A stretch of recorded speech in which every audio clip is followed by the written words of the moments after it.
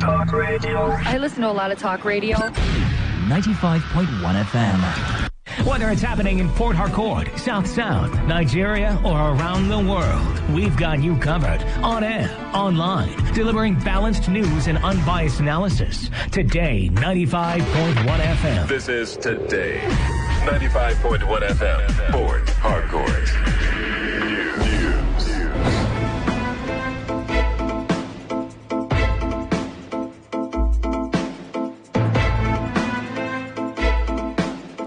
Good evening, thanks for joining us. This is the World News on your premium talk radio, Today 95.1 FM Port Harcourt.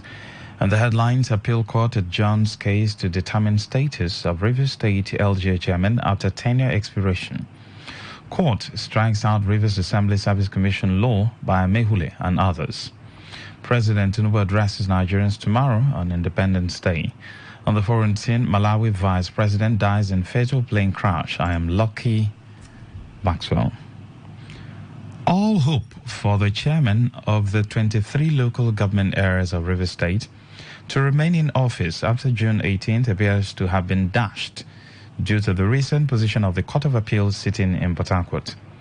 The three-man appeal court panel, presided over by Justice B.B. Aliyu, after hearing argument from the parties, adjourned the case till June 20th, 2024. The chairman of Opobo Nkora Local Government Council, Clifford Kukigam, and 6 others had dragged the governor of the state, Siminalayi Fubara, and others to court over the position of the State House of Assembly led by Martin Zameuli. The chairman of the local government councils are expected to vacate office on June 17th at the expiration of their 3-year tenure. By June 18th, the governor is expected to swear in caretaker committee chairman following the failure of the government to conduct elections for chairman and councillors. Some local government council chairmen have threatened not to leave office at the expiration of their tenure on June 17th, following a law passed by Amehule-led lawmakers, which has been nullified by a state high court. The Rivers State High Court sitting in Port Harcourt has struck out Section 3 of the Rivers State House of Assembly Service Commission law as amended in 2024 by Martin Zameuli and 27 others from the Rivers State laws. Presiding Judge Justice Dagogo Jack ruled that the law was inconsistent with the Constitution of the Federal Republic of Nigeria, which grants the governor the power to appoint the chairman and members of executive bodies in the state. Justice Jack further noted that the same law also gave the governor the authority to appoint the Rivers State House of Assembly Service Commission. Today FM Suchenda Joe reports that the judge restrained the governor and the Attorney General of the state from enforcing the law as passed by Amehule and 26 others. Meanwhile, the Rivers State Ethnic Youth Leaders Coalition has condemned the Martin Zameuli-led faction of the lawmakers who defected from the People's Democratic Party to the All Progressives Congress. Chairman of the group, Legbosin Yamabana, expressed disappointment in an interview with newsmen, stating that these individuals who owe their positions to the PDP have lost their seats and legitimacy as mandated by Section 109, subsection G of the Constitution of the Federal Republic of Nigeria, accusing them of false claim to have secured a court judgment asserting their continued membership in the PDP.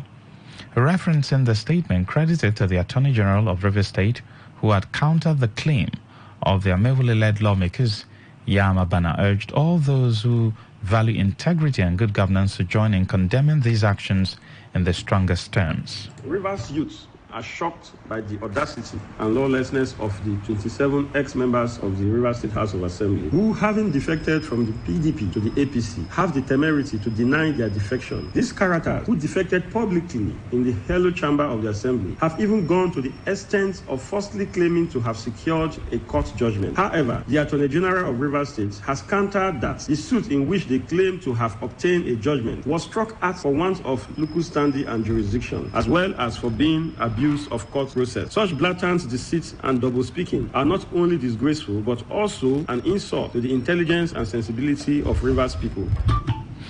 Yamabana stated that Rivers State deserve leaders who are honest and committed to serving their constituents, not self-serving opportunists who think they can fool the public with their dishonorable antics. Also, an insult to the intelligence and sensibility of Rivers people, attempting to cling back to power through subterfuge and lies. Their actions are not only a stain on our democratic values, but an affront to all who believe in truth and justice. The people of Rivers State deserve leaders who are honest and committed to serving their constituents, not self-serving opportunists who think they can fool us with their dishonorable antics.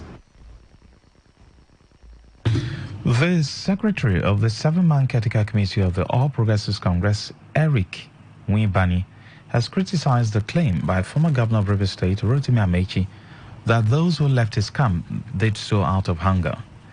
During a media briefing at the APC Secretariat on Aba Road, Nwibani refuted the assertion, stating that the departures were not due to hunger, but rather because the defectors had lost elections under Amechi's leadership as the former Minister of Transportation.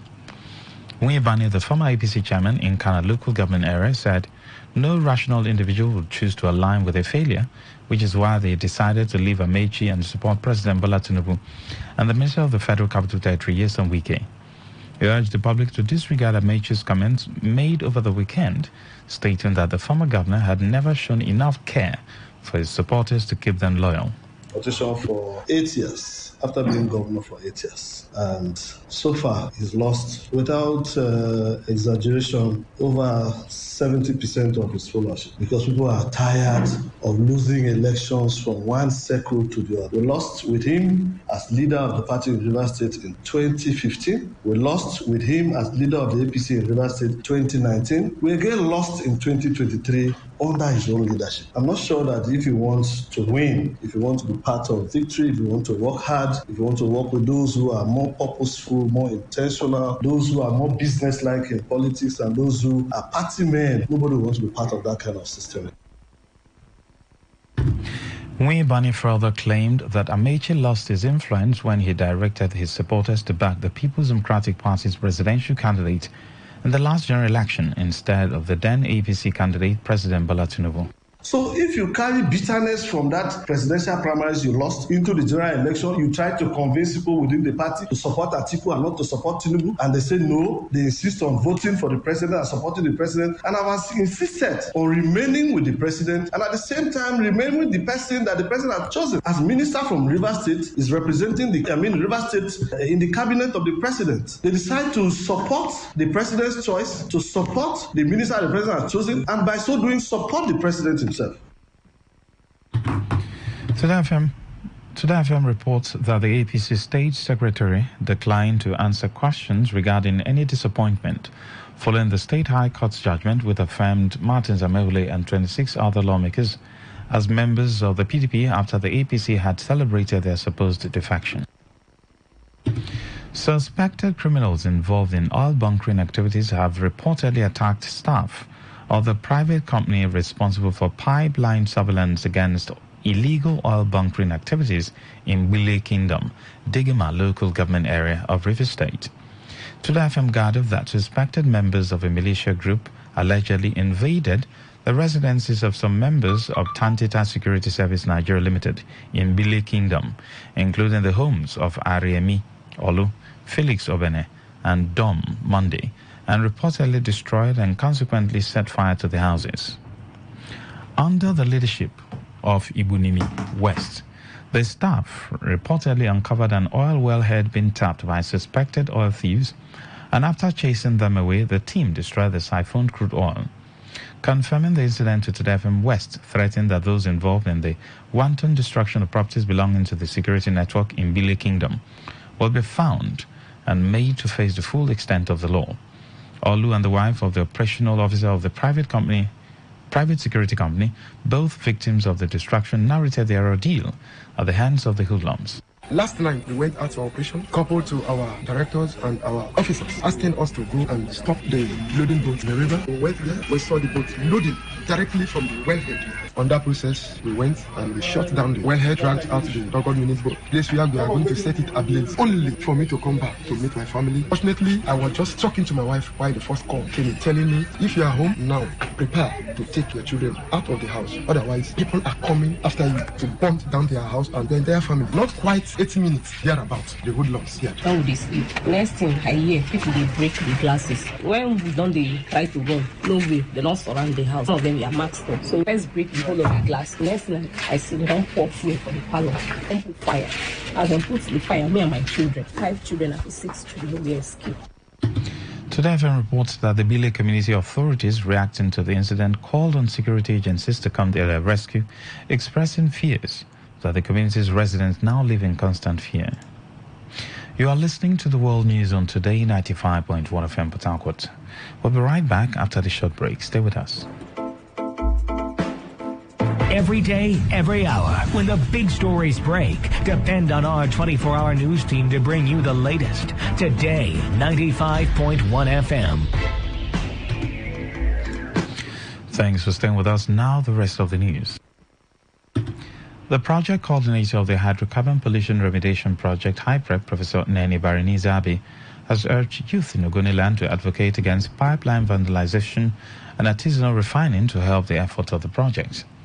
Professor Zabe made the call during a workshop on business proposal development held in Port Harcourt for Ogoni students and graduates, as he urged them to actively oppose vandalism and theft targeting HYPREP facilities in Ogoniland. He highlighted that the workshop was a continuation of HYPREP's commitment to empowering the youth of Ogoni.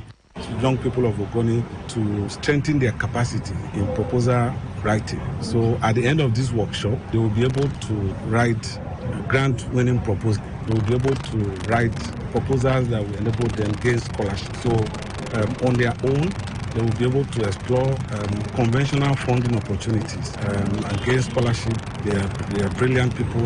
Interacting with them, they are very resilient. They are determined. So we are providing this training support to encourage them to soar higher and gain scholarship. Some of them, of course. The project coordinator also said the aim of the workshop is to equip attendees with essential skills and knowledge to pursue entrepreneurial opportunities and contribute to sustainable economic growth in Ogoniland. For the youth. And so if at the end of this workshop, deliberately they become ambassadors of the cleanup, they will continue to disseminate the message of the cleanup, which is about building resilience, which is about empowering the Ogoni people, and also cleaning the environment and restoring the environment in order to restore traditional livelihood opportunities. Because repollution is a big threat to our shoreline cleanup. So if a critical mass of the youth who are participating in this workshop, after gaining new knowledge, developing skills in writing grant-winning proposals, President Bola Tinubu will, in a broadcast tomorrow, address the nation. The special advisor to the president on media and publicity, Ajuri Ngelale, disclosed this in a statement. Ngelale asked all radio stations and electronic media outlets to join NTA and Radio Nigeria for the address.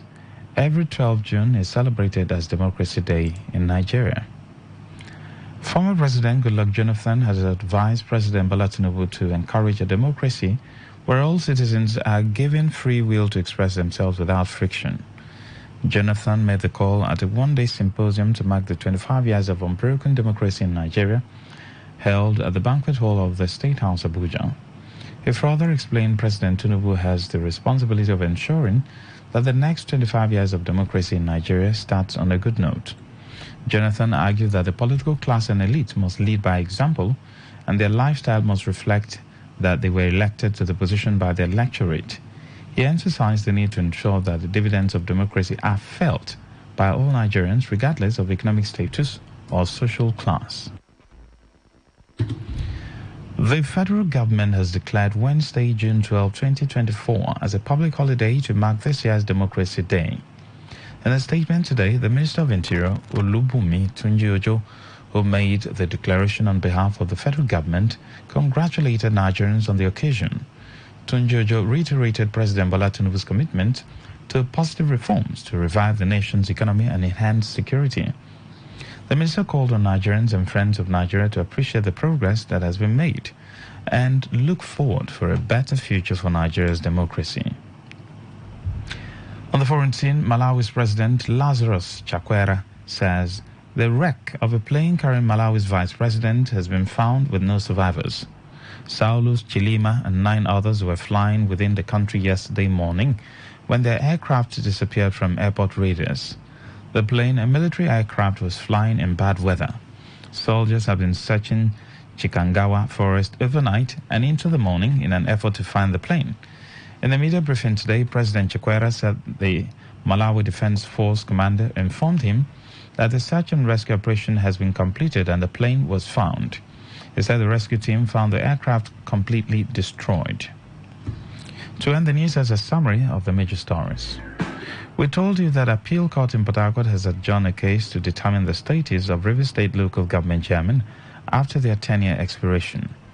A River State High Court has struck out the River State Assembly Service Commission law by Martin Zamewule and others. You heard that President Bola Tinubu will address Nigerians tomorrow on Independence Day. On the foreign scene, Malawi Vice President has died in a plane crash. Ifunanya Obeme Ndukwe edited the news. For comment and inquiries, please call 0818-389-2850. Send your emails to news@todayfmlive.com. Read our stories on todayfmlive.com. Good evening. I am Lucky Maxwell.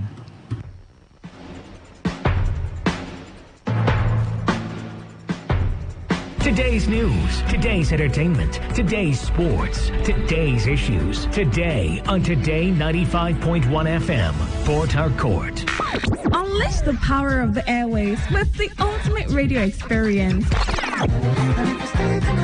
Tune in to Today 95.1 FM, the voice of the people. Don't just listen, immerse yourself. That is 100% true. True.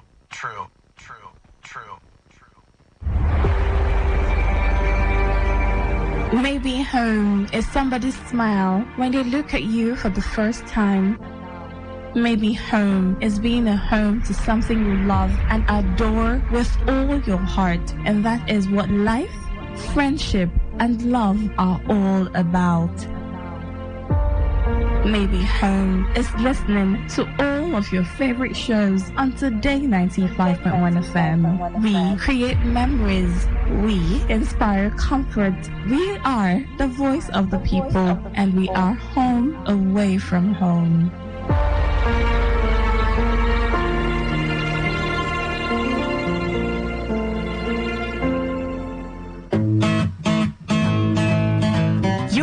Realize it, but do you know you can always show your love for others with simple gestures? Here are some of them. Always look for the good in people. There are 2 sides to every story. We have our good and bad sides. So look for the good in people. Focus on people's potential. Everyone has potential. So rather than put them down, help them realize it. Choose to love. If you're given an option between giving love and receiving love, choose giving because that is a more practical choice. Treat everyone as equals. This means letting go of all the prejudice and partiality. See people for who they really are, not their jobs, not their apparels or bank accounts. If everyone does this, then the world will be a better place. Love yourself. You cannot give what you don't have. So, before you try to love other people, love yourself first. Forgive. We all make mistakes. So, whether it's a family or a stranger, the best way of showing love is forgiveness. Everyone deserves a second chance. Show compassion. Care for other people. Care for what they are going through. Do what you can to help.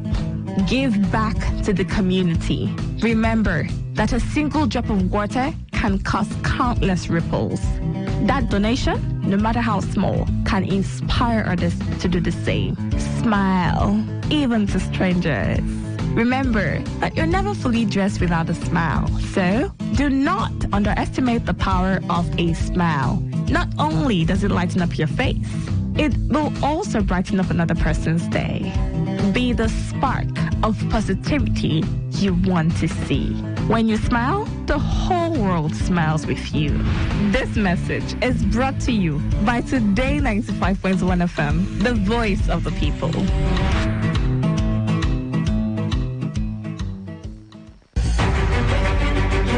Bunkering is a legal act of smuggling crude oil from pipelines and storage facilities, which poses significant dangers to Nigerian society.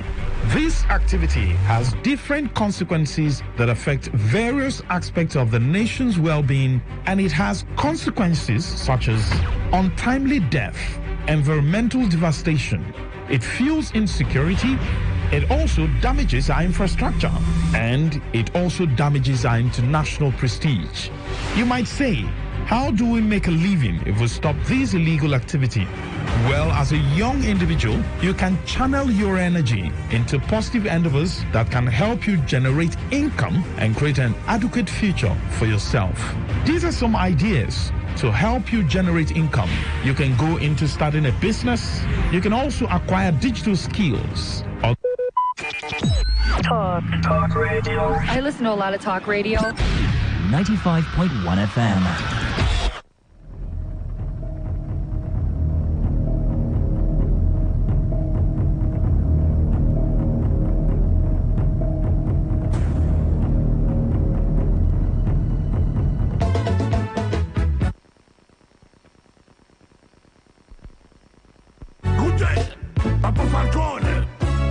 Yambaloyo yaka na Bible nakoloba te systeme eza ya Nzambe alobaka te misala emonanaka kaka le grand moyen R.O. Nathalie Bumba zéro faute Elenga limondo yo mekae elengi Kaya Kaya Musha Elenga limondo natuka elengi Joseph Berthier Lokolo soso na loso Limono yo mekae elengi Lucia Ibata Elenga limono na tuka elengi Emmanuel Kiamba Sosona loso Robert Braza Elenga limono yo mekae elengi Claudicia Elenga limono na tuka elengi Marius Bayunde Sosona loso Shia Nikoli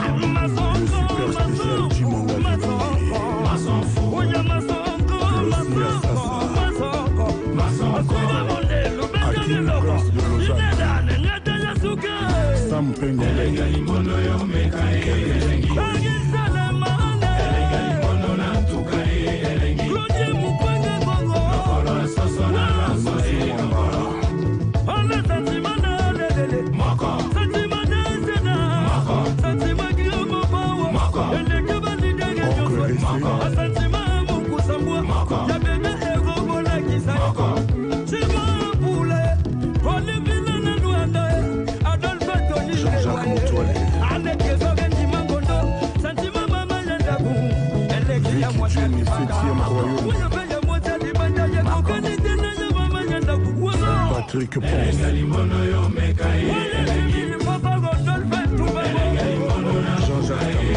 Jean-Jacques Kamoué Boutique Elena Mamana Salomé Didas Pembelemla Commandant Jacques de Kawé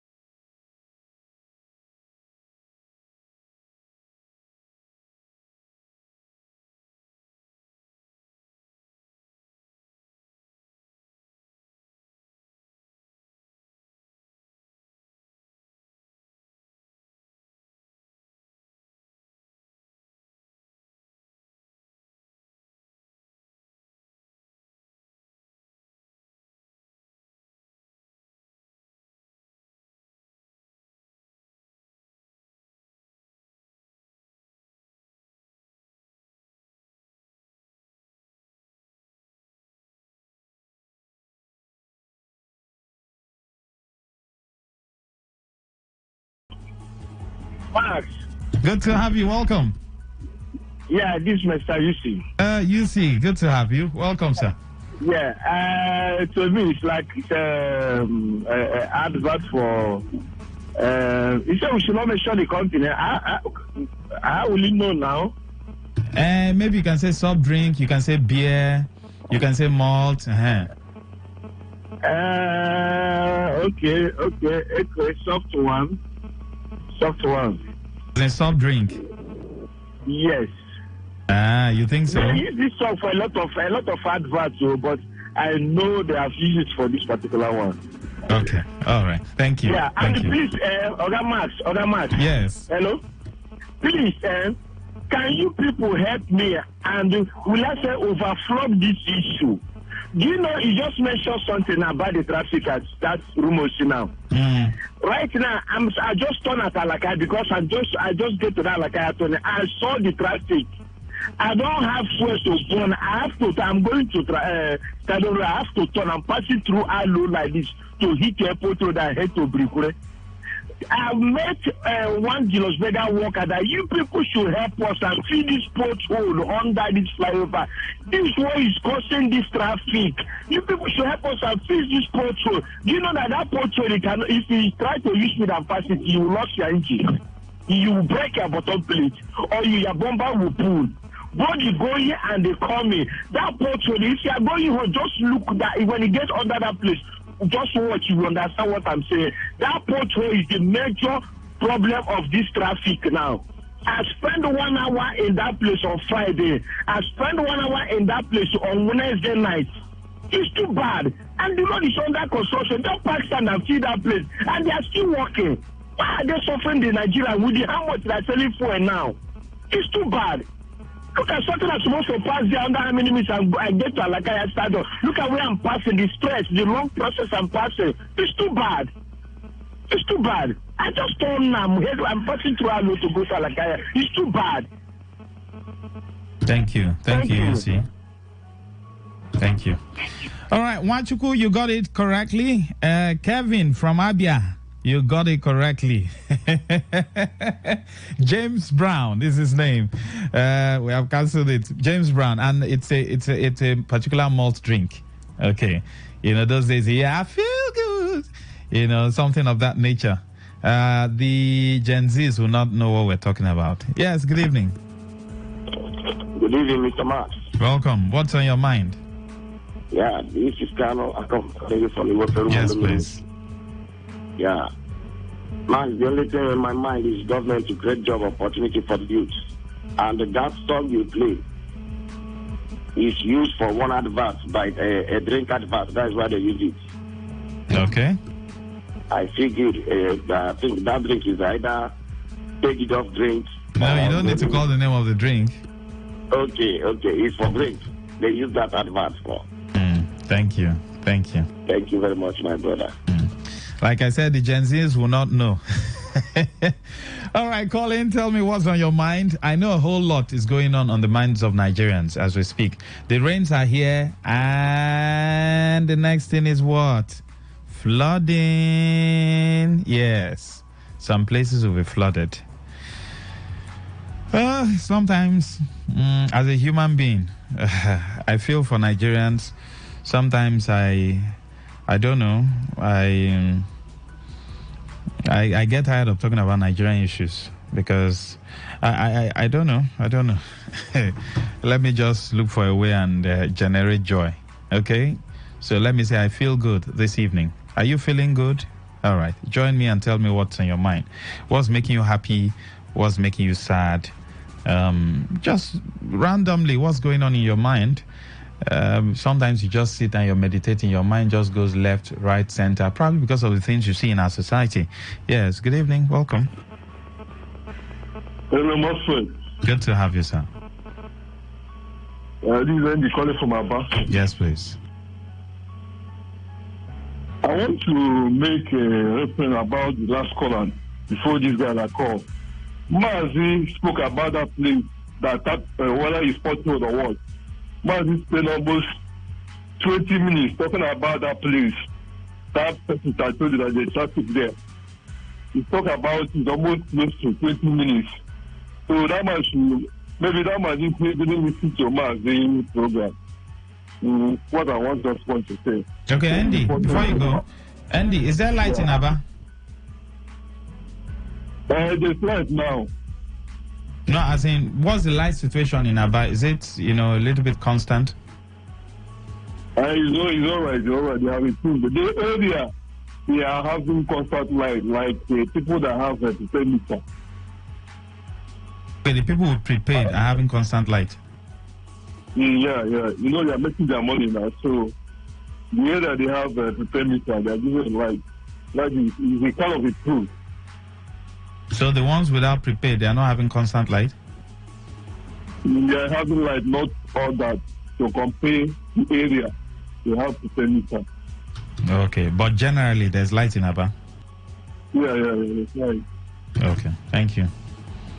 Okay. Thank you.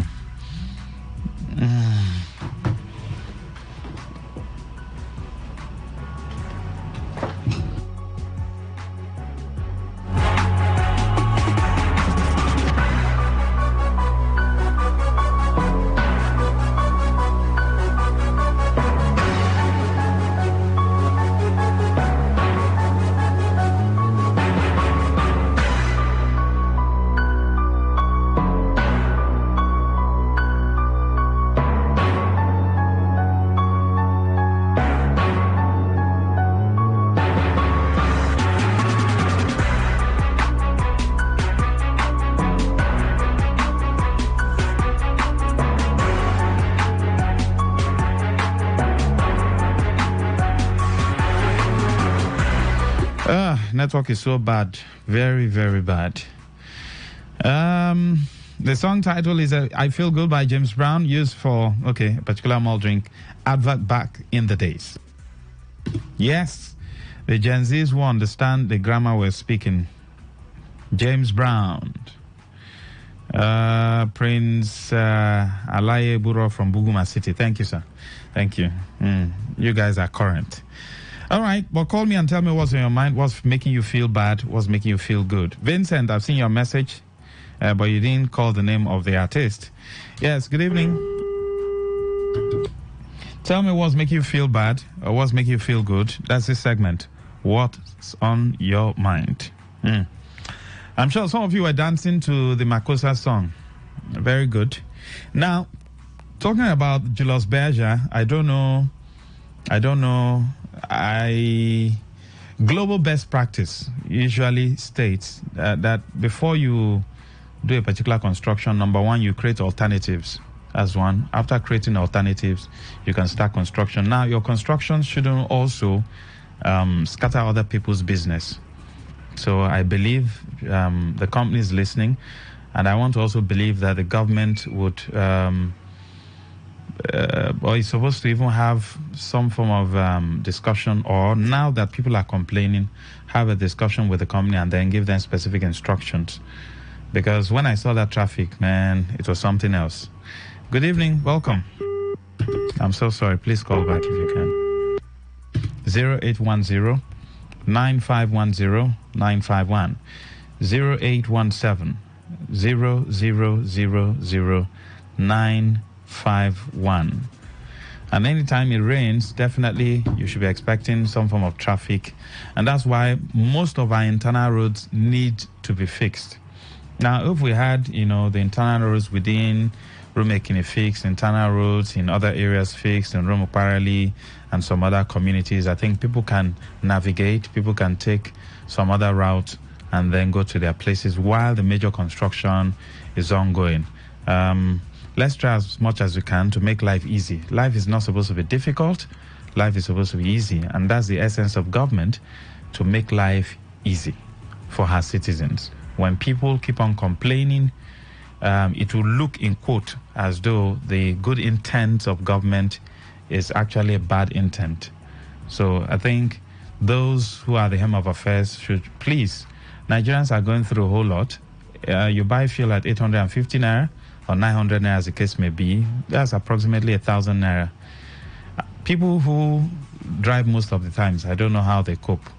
because you buy 10 liters, that's about 10,000, close to 10,000. How much are you earning? Your children must eat, your wife must eat, you have to pay rent, you have to, Gary is very expensive. And then you talk about yam, a tuber of yam, 2,005, 2,000 naira. Almost everything is expensive. A sachet of tomato, they have cut it into half, then the price have gone up. One egg is 200 naira. I'm glad I'm alive to see this day. When we're buying egg, 500. Sorry, 250 naira. The small ones. Then the bigger ones, we're going for 30 naira. If they told me we'll be buying one egg for 200 naira, I wouldn't believe it. A cup of rice is 400 naira. A cup of beans is 400 naira. It's all right. Yes, good evening. Welcome. Hello, good evening. Welcome. Go ahead. This is a one calling from news. Go ahead. Yeah, I think all of mine generally, most times the prices of things are something else like you're saying. And it's really not fair, and especially those who are struggling to make ends meet.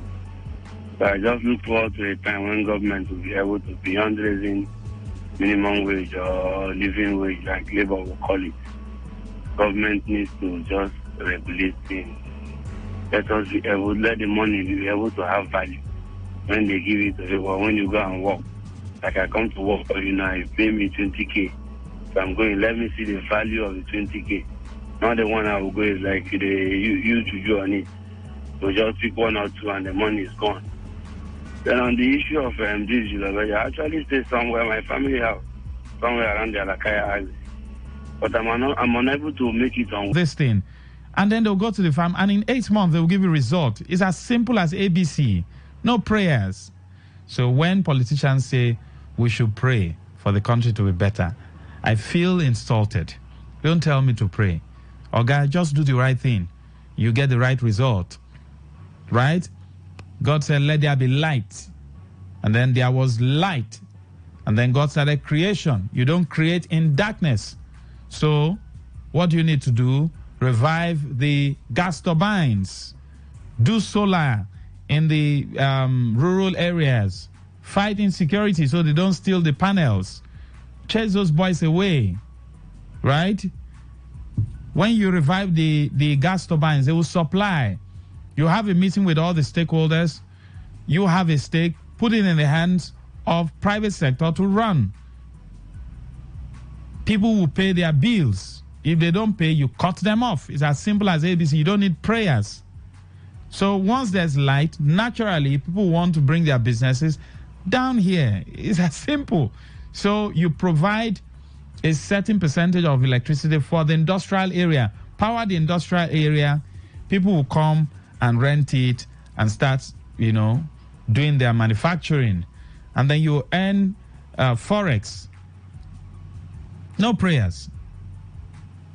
No prayers. So did God pray? No. He said, let there be light. And there was light. And then he created the water before the fish. He didn't create the fish before the water. The fish would have died. He created the bush before the animals. You see, systematically. So God has given us the blueprint. Which blueprints do you want again?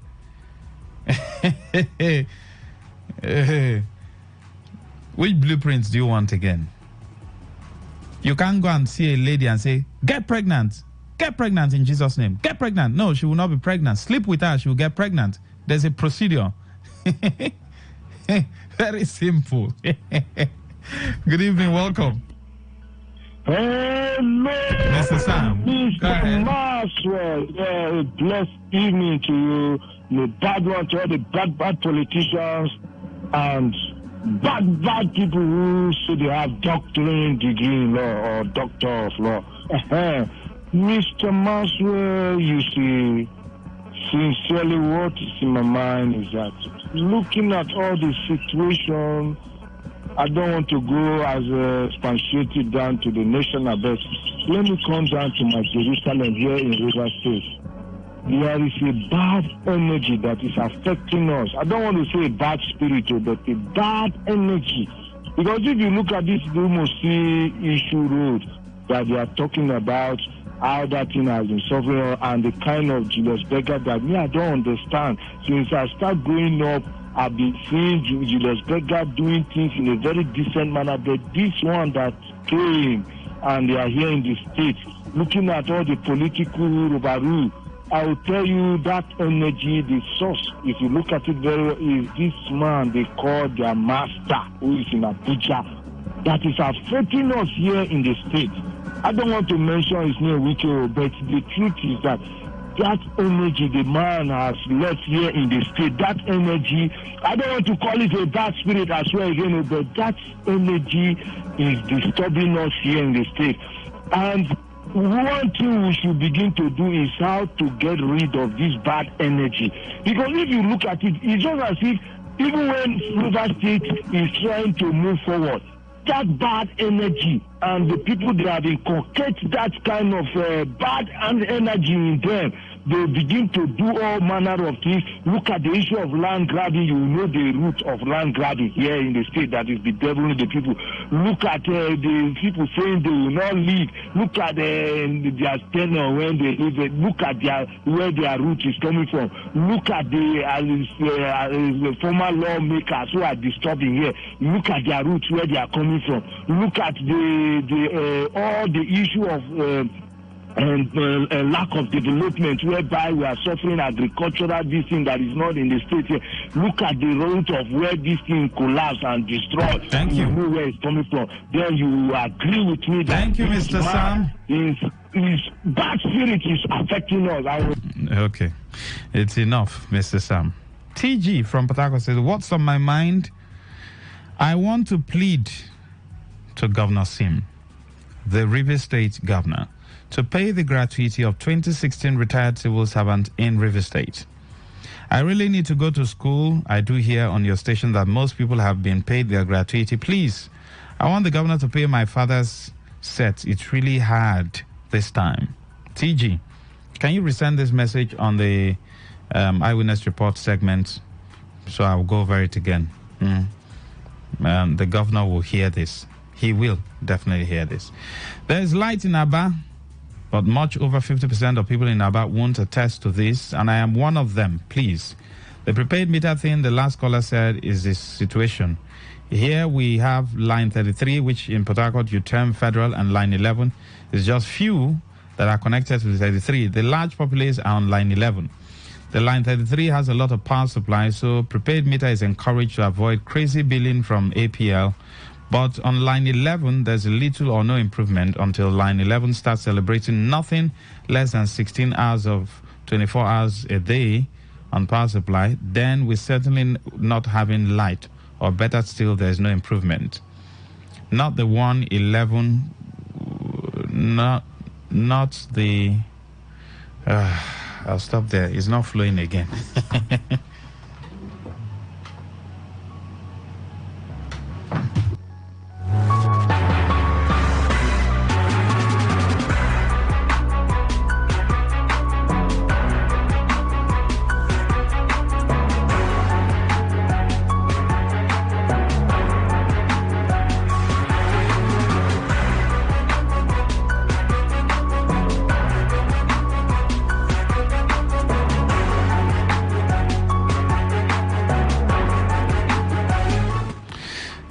Keep the calls coming in. What's on your mind? Let me know.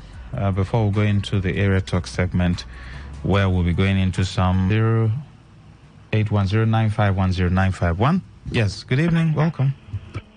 Good evening, Mr. Maxwell. Go ahead, sir. So, this is Sigozia Muda. I'm calling from Port Harcourt. Yes, please.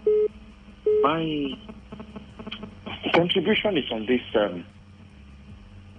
River State High Court that is flying everywhere. People saying all what they know and the ones they don't know. Everybody's entitled to his opinion. Mr. Maxwell, as a lawyer, the reality is this. You see, whenever a matter of jurisdiction comes to a court, right? Mr. Maxwell, the reality is that the matter is dead, like dead on arrival. You know that the issue of jurisdiction, even if you are winning at the High Court, appeal, and immediately you get to Supreme Court, right?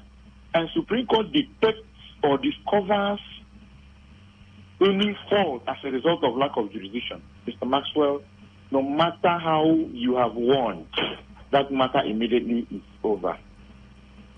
What am I saying? The learned judge, the learned justice of the High Court, sincerely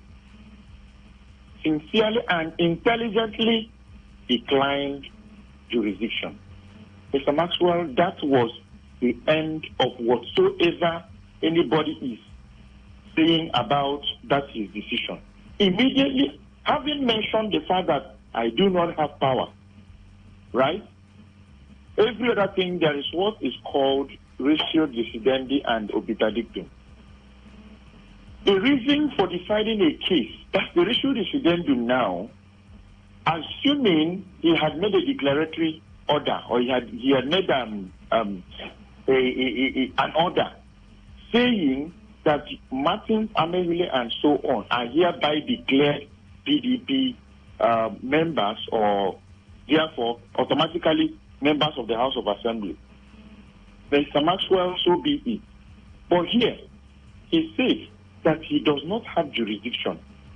And in the other way around now, the obiter is like when you have said something, now in between the lines you start maybe throwing words of advice, making comments, making remarks. He was making remarks. He was saying his own opinion. Oh, that I don't think that the fact that you have followed social media to say you are not, to say you have declined means defecting. All right, sir. So what that means, what I'm saying in essence is that there is nothing to jubilate on the side of the Martins Amewile's faction. Nothing to jubilate about. The man simply said, my hands are tied. I don't have jurisdiction to decide on this matter. So, sir, do you have our number, our message number? No, sir. Okay, let me give it to you. I'd want you to send me a message now. Okay, and quickly, can I still beg His Excellency, the same matter, Mr. Maxwell, the same matter, we're still begging. Let them remember persons with disabilities in university. Okay, sir. All right, sir. Thank you. Thank you. We'll take a short break. We'll be right back for Area Talk. Stay with us.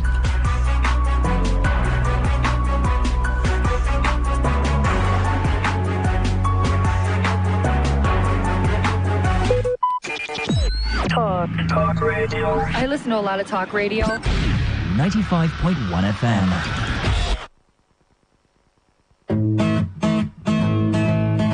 You may not realize it, but do you know you can always show your love for others with simple gestures? Here are some of them. Always look for the good in people. There are two sides to every story. We have our good and bad sides. So, look for the good in people. Focus on people's potential. Everyone has potential. So, rather than put them down, help them realize it. What is it with all the hate and the way we talk? Hate speech does no one any good. It only makes a bad situation worse. The aim is to stir more hate and anger rather than bring us together. All they want is to set you against your neighbor or even your brother. Will you let them? Hate speech is not just criminal, it is intended to destroy you. Shun hate speech. No one truly benefits. A message from Today 95.1 FM, the voice of the people.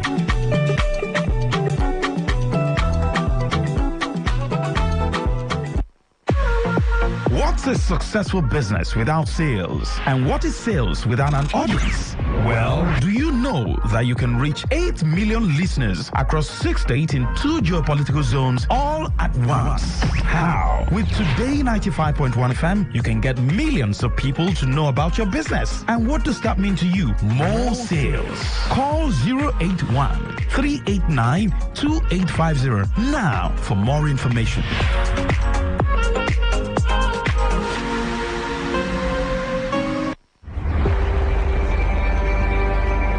Maybe home is somebody's smile when they look at you for the first time.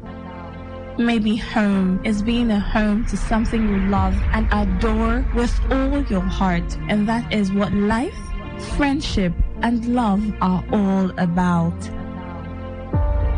Maybe home is listening to all of your favorite shows on Today95.1 FM. We create memories. We inspire comfort. We are the voice of the people, and we are home away from home.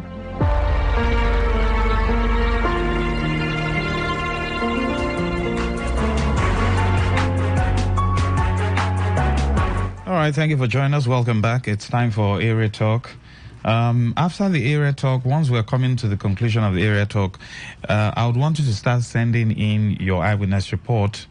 For those of you who have projects that have been inaugurated, probably they've started work or they've completed it. And then you can also do a voice note. All right, let me say it earlier now. You can do a voice note. That's for eyewitness report that will kickstart by 8. It will kickstart by 8. You can do a voice note of the issues within your area you've seen that you think needs government urgent intervention. You can do a voice note and send it via WhatsApp to 0701 9339 962 0701 9339 962. Now let's go to area talk. The local government chairman are supposed to leave office as enshrined by law. But of course you are aware it's till 20th of June. Justice Bibi Aliyu is the who he presided over the 3-man panel at the appeal court. So the matter is adjourned till June 20th. But the expiration of the term of the local government chairman is on the 17th. Now, according to this report also, on the 18th, it is expected that the governor will swear in caretaker committee. I would want you to break down this for us, step by step. But recall also that there was a particular amendment by the Amewure-led House of Assembly that these guys can still stay for 6 months. But the State High Court have already quashed that particular amendment. It's clear now. There's no ambiguity there. It's as clear as like the snow. It's as clear as the snow. By 17th, they are off. There is no stay. There is no further directives. There is no consequential order. There is no order of any kind allowing them to stay up to to continue after that 17th. So if for the convenience of the court, that's the appellate court, the appeal court, the court says it's 20th. Am I correct? I wasn't full. 20th yes. June. So automatically you can still your view as to the continuity or the extension. You can still air it, but at that moment you leave office first. So if they leave office by 17th and then the case is adjourned till 20th, what would they now be hearing on the 20th since they've already left office? I will not talk. They will not talk so much. As a lawyer, I won't talk. I have to choose my words so that those that the thing they pain now look for a way to shine with me by writing petitions. Okay. As a lawyer, you're not supposed to analyze a matter that is sub judice. But once like the adjournment, it's clear the courts can adjourn for the purpose of its convenience. Okay. Can for one or two reasons. Possibly the court is also a learning place for both the judges, the lawyers, and the litigants. But it is believed that the judges must know the law. So sometimes they are joined to make further findings. So for whatever reason, they may have adjourned. When your tenure expires by a fraction of time, you go. Now, because I am sure that there is no pronouncement as to your continuity. So there is no since there is no pronouncement, you just leave it. Something is sub judice, so you can still continue. You fight until the end. Now, when they leave office on the 17th, the office will not be vacant. It means probably there will be caretaker committee. There is look. This sometimes they say caretaker committee is illegal, maybe because of what. But if you check the constitution very well, it's not. How? Explain to us. Section 7. It wasn't saying it's not like local government chairman there. It's a board. If you want to digest it very well, it will be proper. If you say okay because this and you do this. You're only drawing those things because of the laws of Rivers State. There's no law in the constitution that says you shouldn't do. I don't know.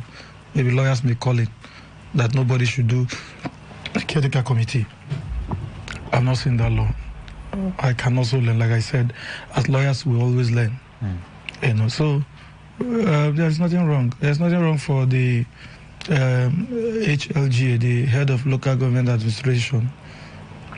You have each of them in each local government. There's nothing wrong for them to hold sway alongside with the treasurers of the council and of the councils, and also treasurer of the councils and HPM, head of personnel management of the local governments. So there's nothing wrong. There's also nothing wrong for the governor to say, okay, let me not give you people a clean way to chop. Let other people also, let's see how we work together. You work together to, up to a certain period. Of course, we have for now we have Rivers State House of Assembly. Whether it is 4, it is 5, 56, it is 33, 27, it is for the court to decide. And I'm very sure, I may be wrong also. I mean, also I'm very sure, but I don't think I'm wrong. If I'm yet to cite any judgment that determines a particular number to form a quorum, particularly in Rivers State House of Assembly.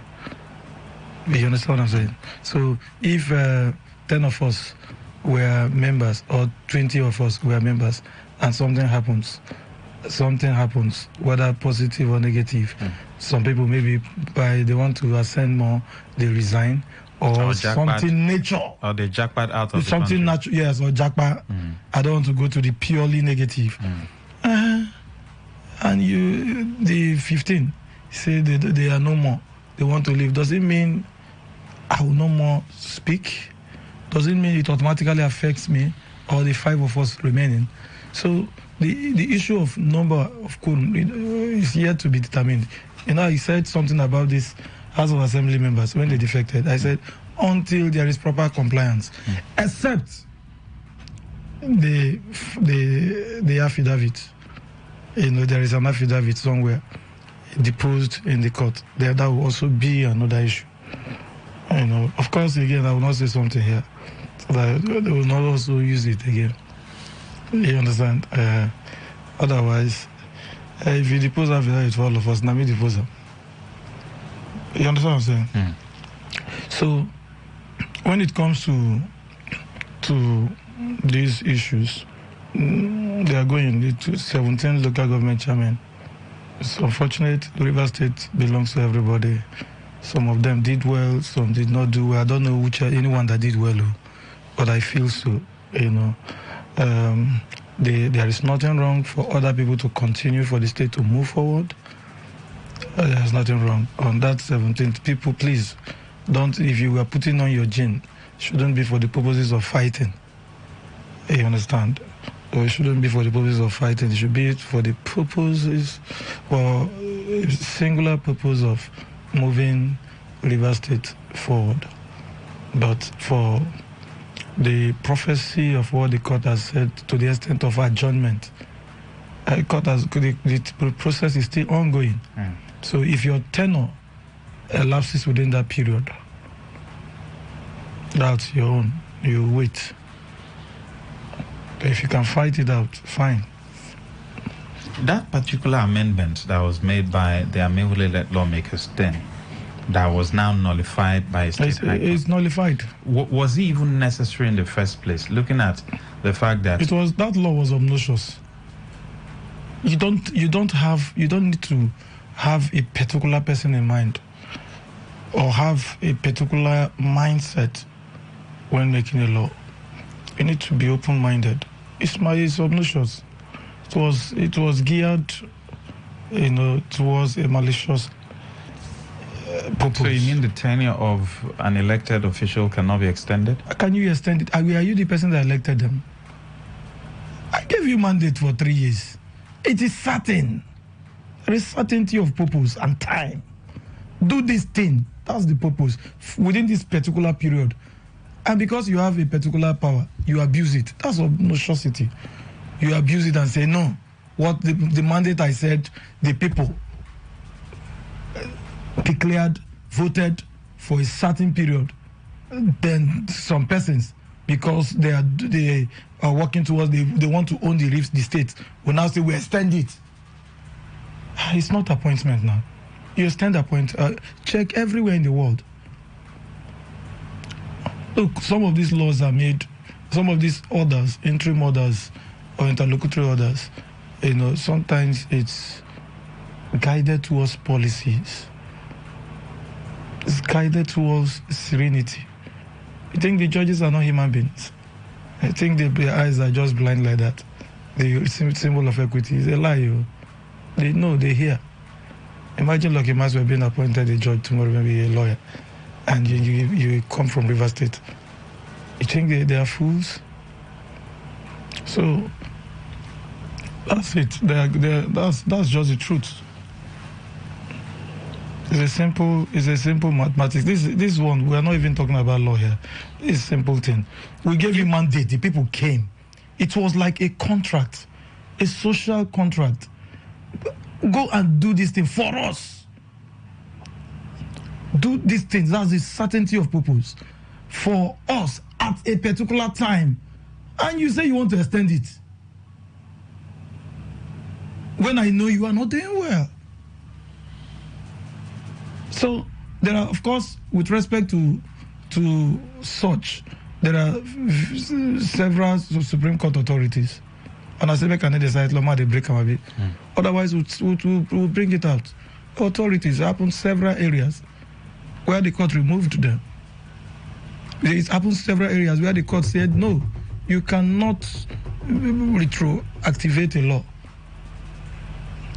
You cannot make a law and you have a particular target. No. Doesn't fall that way. You can't extend that as the tenure elongation. You don't do that.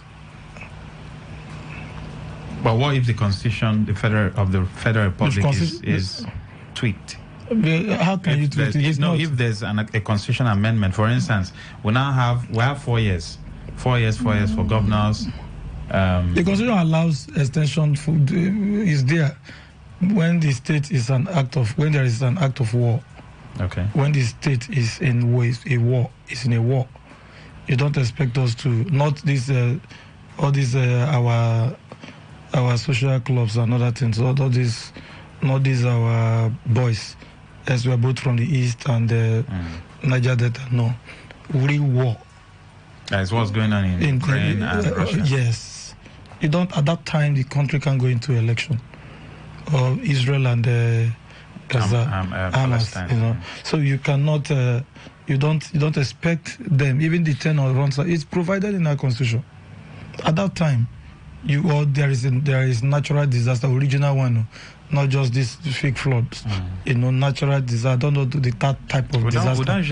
Do we have those very strong earthquakes? I don't think we have that. Yes, God saved us. It's just floods, small floods. Small, but sometimes some people suffer it more. So it's there. We have good laws in Nigeria.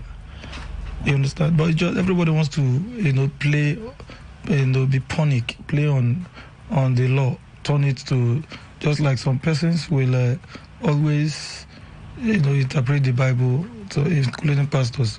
Same way, those who are knowledgeable of the tenets of the law they now gerrymanderize it, that they play on it and it will suit their purpose. You know, so it's a clear term. It's not ambiguous at all. It's very clear. So it means they are leaving office on the 17th. Sure. 6 days from now. Or do they need a third person? Okay. All right. Join us on the conversation. What's your take on this particular matter? Let's talk. If you also have questions for the lawyer, probably you don't understand. That's why I had to bring him in. Let's x-ray what this particular adjournment means and the status of the local government chairman by 17/18. Yes. Good evening. Wellington, go ahead. Wellington, you have to do us a favor. Can you call back? Your line is breaking. Hello?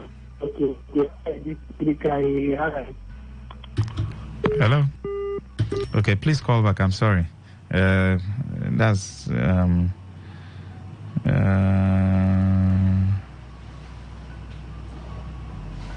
okay. This is not part of the matter we're looking at tonight. Okay. Yes.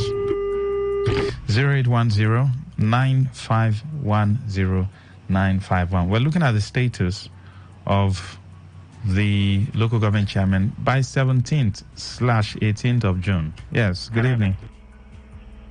Yeah, good evening. Welcome, sir. Go ahead. The court judgment today is one of the greatest things that I have had in Rivers State since Siminalayi have taken over. I think those local government chairman, it is not appointment who elect them to be in that position. So on the 17th, they should all go and rest. Thank you. Thank you very much.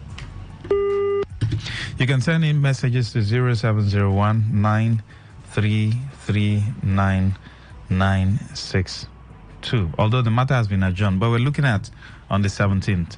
Yes, good evening. Hello, good evening, Canada. Good to have you, Obed. Go ahead. Hello. Yeah, thank you very much. Canada, can you hear me? Yes, Maxwell is the one here. Okay. The lawyer in the studio, I actually want to ask him a question. Now, assuming we start conceding that the assembly members legitimate, then this law was enacted. Does law retrogress or progresses? Because I heard a statement coming from the House of Rep member who are trying to come up with propose a law of a single term of 6 years. And one of them categorically made a statement that even when the law is enacted, that it will not affect the current administration because their tenure of 4 years is already there. So I want to ask the barrister, because people are hammering on the appeal court. For me, I do not believe that this appeal court, whether the judgment came in favor of the 27 lawmakers or not, I do not believe that that law is going to see affect the local government, local government chairman, their tenure. So I want to ask him, does law progress or retrogress? Thank you very much. All right. Your analysis answers it now. It progresses now. It progresses. Law is made to curb an act or this, anticipated. Not this other one. You now something that already existed. You now continue from there. Law doesn't do that. Okay. Yes, this is just something that was already existing. You now say continue like that. No law does that. They place it for people to fly. The law flows on the platform. Then you mount. Not when you are already mounting the law now. No law. Check anywhere in the world. This is elementary law now. Those who did this, some small other skirmishes of law, you see it. It's elementary. It's not a mighty semantics in law. It's a pure theory, that just normal thing that you can reason and examine it. Of course, you just you targeted a particular thing, a particular situation already existing, and you said continue from anytime your this thing finish, continue. You are not saying any person. If you okay, let me go to elementary law, like a crime. Any person who does this, you understand? You see if you go, let's go to constitution. Some person will see if any law goes, you see some provisions. You don't target a particular purpose, a particular setting. But this one, something already existing. You not say if nothing is done, you continue. That's regressive. Now that's the language. So they is use. it that they didn't understand or they don't understand the law? Of course, they have lawyers there, I believe. Because, for instance, for a man, let me bring an elementary example. For a man to marry another wife, you must divorce the one you have, right? If there's a wife already existing, for a man to marry another wife, for instance, what they call bigamy, right? If that's okay, you already have one. I do the one we call court marriage, and then you married another one. And this one now took you to court. It would that marriage, this later marriage is void now. Okay. When the other one is existing, so they are placing something on nothing. Okay. They are just trying to to compound issues. Everybody is clear. Even it's very clear. You do this thing without targeting a purpose. You understand? You establish it. You not say beginning from this when they give president administration. I have not even cited that law. From the day they started, just one day. That's why they did not go to those the procedures before which you now the bill procedure. They didn't follow those procedures. The series of readings were not done. The public hearing, those things were not done. You understand? Can they do it probably in one day? How is it possible? So won't you inform the public? Of course, if the thing is in abeyance and you sue within that period, you've just wasted your energy, because at that time it is being anticipated. They can withdraw. So the law doesn't, the court will not attend to anything that is being anticipated. It's looking forward towards something. No, something must have been done, or been seen to have been done before the law will act. I've told you I'll come and brush your house down. The law can give you an interim order. But not, it be like say, look, you must, maybe you served me with the letter. But not, it be like say, look, you must will come, or this road that wants to pass. It be like all those, it be like, the law doesn't look at it. You understand what I'm saying? So, with respect to the law made by them, that law on its own died. But thank God there is a judicial. So was there any need for the state high court to nullify the law? Of course. Made by? Of course. If that law, like you said, is of no effect, it's of that, but somebody must pronounce it to be so. So why did the state high court go as far as nullifying it? That's what I'm saying. The court must pronounce it to be so, even if you know it to be wrong. We are not in a kangaroo society where you just wake up, I know what you have done is very wrong, then I'll just take the law and say, this thing will not work. I'll go there, I'll go to somewhere and test your actions in the laboratory of justice. So that's what they did.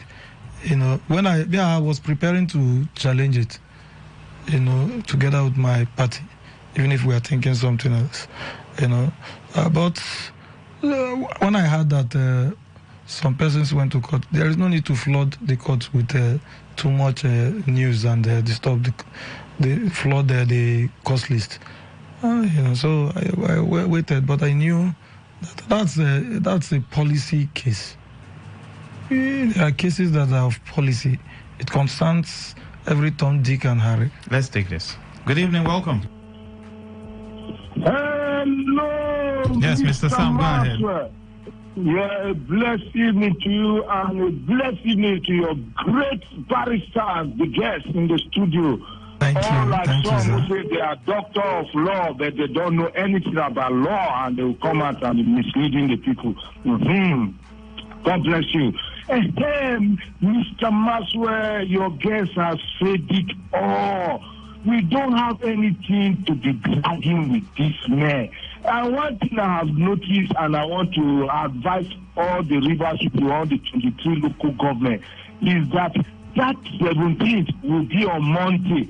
So on Sunday, being the 16th, everybody should go to their local government assembly church and give thanksgiving that the last lap of this stronghold that has been bedeviling us here in the state, their hold is about to be broken completely, their chain. And on Tuesday, which is on the 18th, we should go in all the secretariat with broom and pray and sweep the whole place, remove all the cobwebs and all the bad luck, all those things in those local government. Please, Rivers people, on the 16th, it's on Sunday, let us go and give thanksgiving in all our churches, in every local government, all the 23 local government, for the last lap of this stronghold, this bad energy. I don't want to call it. Thank you, Mr. Sam. We have to go now. Let's take other calls. Yes, good evening. Good evening, Mr. Maxwell. Welcome, sir. Go ahead.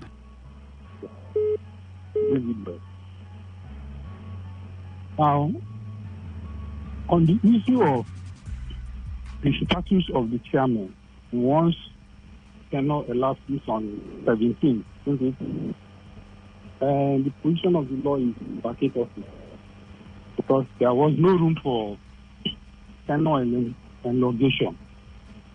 If there is no room for tenure elongation, and the matter is at the appellate court, well, for me, on that day, they seem to have wind up their tenure. If at the end of the day, at the appellate court, they succeed, I think the least that can happen is they will not come back.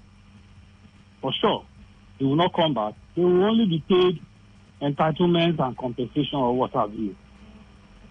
But on the other aspect of my friend, your guest, telling me that there is no provision, nowhere in the law that says caretaker cannot be formed with respect to local government. I think I want to disagree with him on that.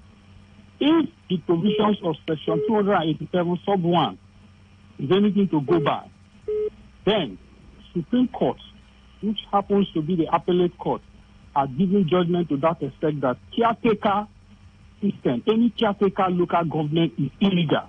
I think what the governor is trying to do too on the 17th or thereabouts to appoint caretaker people are also illegal. In my humble opinion, as these people, the tenures are known, we know when their tenure will expire. Why not the governor, Abinilio, start to prepare for local government election? That at the expiration of their tenure, already election has been conducted. The new people are coming to take over. I've never heard in Nigeria for any day we have caretaker governors. We have never had caretaker governors. Or we hear caretaker local government, caretaker local government. It is very, very nonsensical. To the extent that the Supreme Court has given judgment, as far as I'm concerned, anything caretaker is illegal. Anyway, let us wait for the judgment the ruling that will come from the Supreme Court on the matter between the federal government and the state government. Thank you. Thank you very much for your time. Yes, talking about that particular matter where the state governments were dragged to court, the 36 state governors, to allow for the local government to have some breathing space. Okay? Is it that they don't have the autonomy that they are supposed to have? Yes, they don't. That case was not targeted at Rivers State, so it shouldn't be something that anybody should applaud. We know Imo State. Have you heard of anything local government chairman? I think Hyacinth earlier has also brought in caretaker. That's in Benue. So have you heard of Have you heard of, I think, and even P2B, they said they had no local government chairman. You know, so for me, I'm in support of the federal government. If we strengthen the local government system, tomorrow it may be a local government chairman. You know, if we strengthen it, it will help. It will go better. But today, even while they are appointed, they look like, while they are elected, they still look as if they are appointed because there is no strength given to them by law. I think this judgment at the Supreme Court, sometimes when we see these things, we support it because you may be there. You understand what I'm saying? So it will give a proper direction so that we will now be sure that we have a formidable local government system. That means the jack will now be divided. The jack will now be expunged. Of course, now when it comes to local government, they give. Okay. They give you straight. They pay into your account. You can be impeached properly by your local government legislative. Yes. So at that point, you need to properly, if you you need to do something properly for them. But in this case, you see the local government chairman, the councillors are like houseboys. They don't have say, especially in our local government. The leaders, the wicked leaders, very wicked though, they will just collect, check almost all the councillors. You don't have anything to show at the end thereof. You observe, except those who maybe you have. We don't even know them. You don't know them. They are not there. They are not there because what is equals to the status of assembly and the governor ought to be between the local government and the councillors. Okay. It almost is the same thing because the strength of the status of assembly is same as the National Assembly. Just that the National Assembly is of two chambers, the red and the green carpet. You know, so. Well, this is our same ought to, flow down to the local government the same way. But you see, the governors control the local government channel. Let's take this. Yes. Good evening. Yes. Good evening, Mr. Maxwell. Go ahead, sir. This is Barrister Chigozie. Yes, please. Mr. Maxwell, the reality is that I don't blame the local government chairman. I think hunger and thirst for power is what is the problem. But where I am now blaming them is that having tested this power for 3 years and not satisfied, the question becomes, is it these 6 months that you will now be satisfied? Now, Section 1 of the 1999 Constitution says that this Constitution is supreme. And any other law that is inconsistent with the provisions of this Constitution shall, to the extent of its inconsistency, be void. What that automatically means is that local government law purportedly enacted or purportedly amended by the... hello? Yes, go ahead, Barrister. Yes, purportedly amended by the vacant seat, because I see this amendment now as vacant seat. Nobody did that, because by the time this thing was done, there was nobody on the seat of the according to the 27 lawmakers, there was nobody on the seat. So that amendment is to the so-called effectiveness rendered inconsistent. There is no consistency with the Section 1 of the 1999 Constitution, or even the Section 7 of the 1999 Constitution that makes provision for that for local government. So, I am advising that local government chairmen whose tenure has elapsed should please, for the sake of democracy, for the sake of River State, and for the sake of true governance, live honorably in order to allow free flow of administration. Let another set of people come in. As for whether caretaker is allowed, it is not now it started, it won't stop now. What we will only ask His Excellency is, please, when you are appointing caretaker, don't do like some other states who will always want to run the administration with caretaker. And I know that the personality of His Excellency Sasemenala Ifubara cannot go on that line. But to save us these so-called challenges and quagmire, let between 18 and 19, let His Excellency appoint caretaker chairmen that will oversee the affairs of the local government pending when election will be conducted effectively. As for this adjournment, of course, in as much as Soler, we don't discuss it, but it should simply tell you that it's a situation where the governor should be allowed to do what he has to do before the decision is taken. Thank you very much. Thank you very much, Barrister Chigozie. Max, these local government chairmen are very funny people. Imagine for over 6 years, these people are busy gathering money, still not satisfied. It is 6 months that will satisfy them. Funny people, I beg. On the 17th, make them jackpot before we meet them.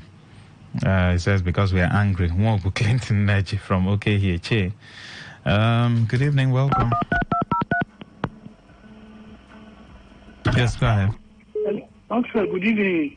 Good evening, go ahead. Yeah, my name is Steve Mbo. I'm calling from Port Harcourt. Please, yes, may I ask your address, please?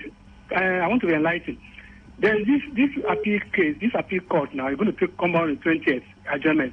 They're coming from a lower court before they go to appeal. So, assist me now that what is called, the lawyer people know what to talk about status quo. For now, see, that's 20th. For maybe, for this, what is that in that status quo? And what who do it affect? Who does it affect? Does it affect America or affect the other side of them? The people and the people who claim and the what is it called? The local government shall take the case of course. This status quo, who does it affect, please? I think what he's saying is when they say status quo, before you, the way you were, before you came to court. So if you want to go by status quo, some people have been in the court where the court ordered status quo, and the people were already grading the land, and the court ordered status quo. When the lawyer came to court, the lawyer said, "My lord, the order status quo, we were grading before you ordered. That's why we continued grading." Now, status quo is that act which was peaceful. Can you listen to me, Lokim, as well? There are authorities to that. Status quo is that act which was peaceful before you. Okay, which was peaceful. Yes, before both of you came to court. So it's invariably the act which, not the issue. Okay. Already not the issue that brought you to court, as you were before the issue arose. That's exactly what status quo means. But some persons, even lawyers, misunderstand it. You understand? So if what they are saying is, your tenor, if the court did not order status quo, but I don't know.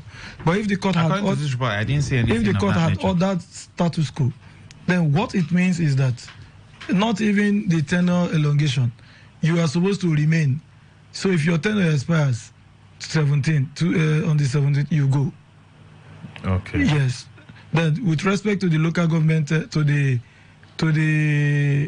House of Assembly members, if they say status quo, is if a court already has restrained you, so if you go to a further to a higher court, to an appellate court, either for interlocutory appeal maybe picking an issue to test it there.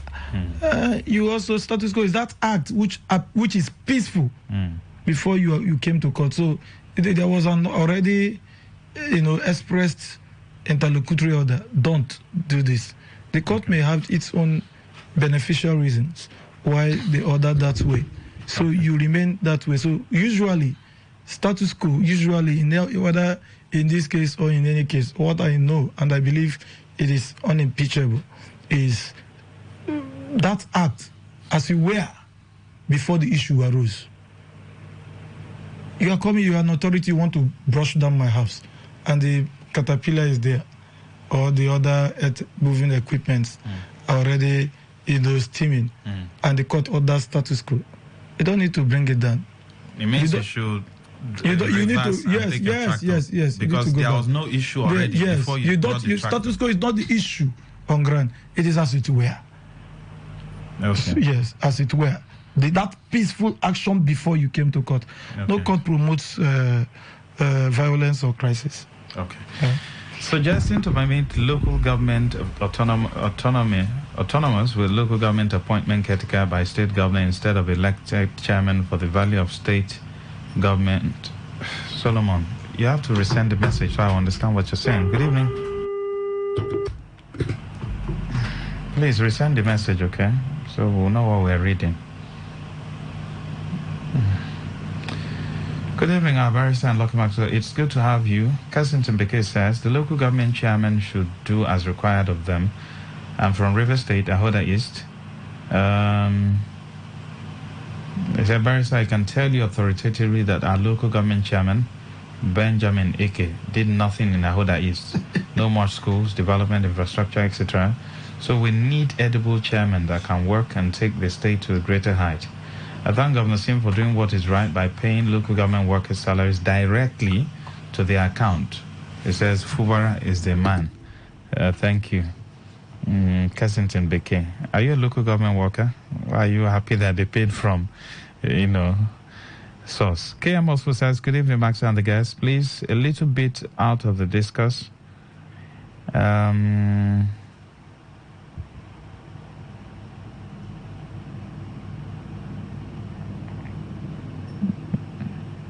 If the FG wins in the Supreme Court, it means councillors will be a serious business. What then will happen to the LGA chairman if they don't have immunity?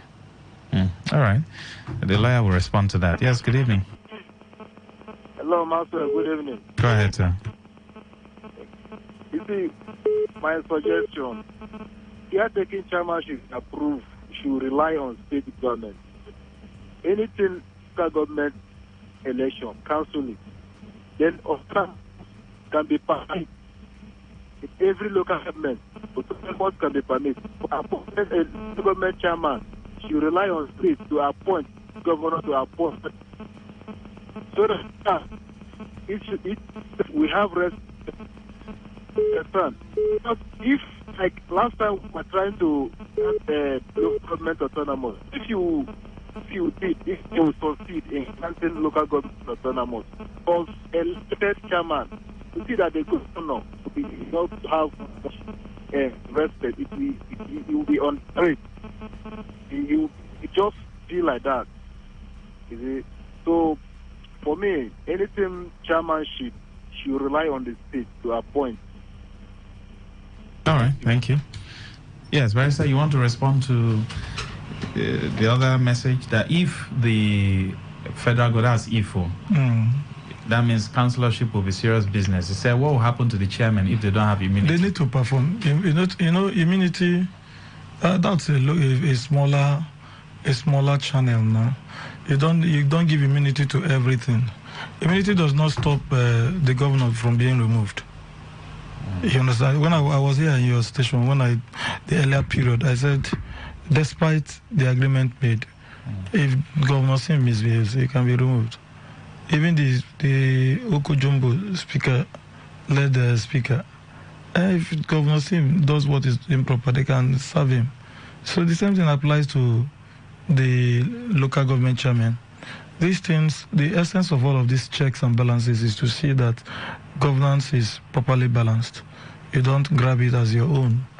You do the needful. And if you have a budget as a local government and you fail to act within the budget or you abuse your power, and the local government chairman will sit on you, will sit and serve you impeachment notice.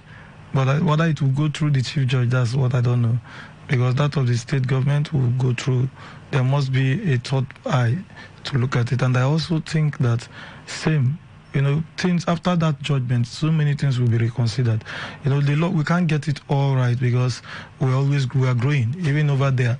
That's why the legislatures are there. But it's unfortunate they only go there to drink garri and granite and with milk and forget what they are there for. You think you brood is a serious business over there. you think, you brood. Sometimes you see a little child suffering, you think how to, since you cannot just walk in as a person to stop that child or do this or do certain things. You now put a law, a policy that can solve that problem. You think, because that's the major issue, Barrister. When I go around, communities, I see problems that needs to be solved. I don't know if our lawmakers don't also see these problems. To now say, why is this thing like this?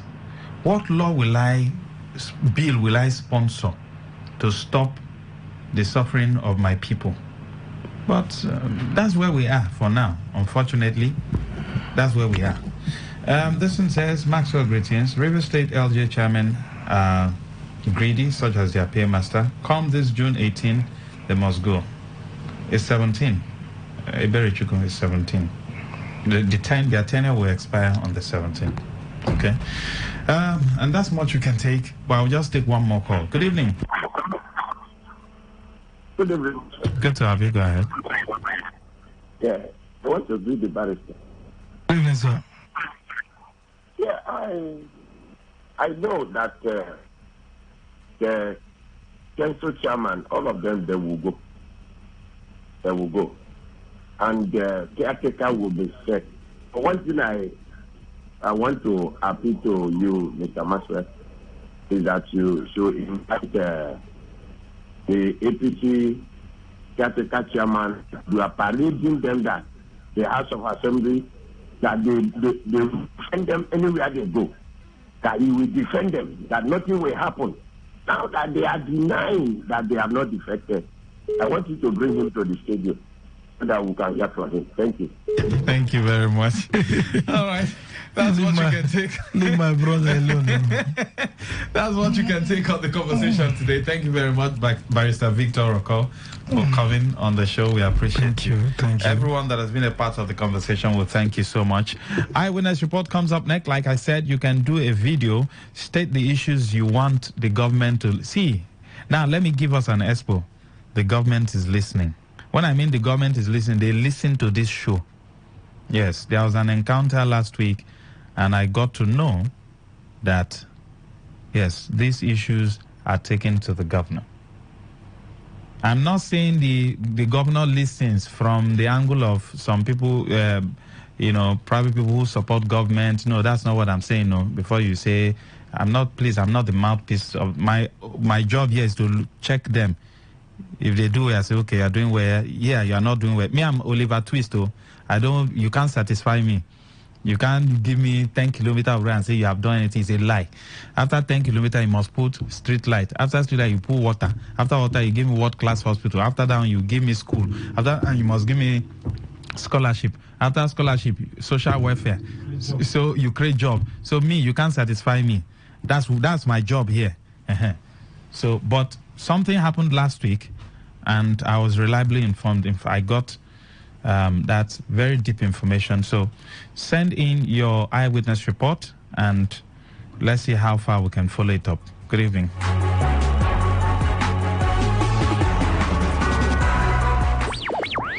Tune in for a journey beyond the ordinary. Fasten your seatbelt. We're not just a station. We are the station. Today, 95.1 FM, the voice of the people.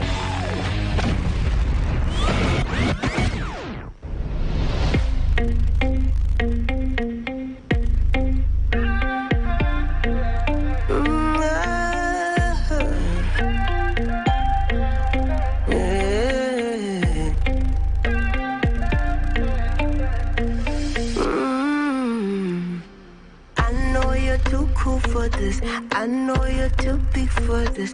Tell me where you wanna be. I know where you wanna be. Hope it's not too good for you. I hope I'm not too much for you. I know where I wanna be. Why won't you just let me in? Maybe I move too fast before we go too far. Maybe we'll take it slow. Don't wanna make you sad. Don't wanna make you mad. I'll never hit below.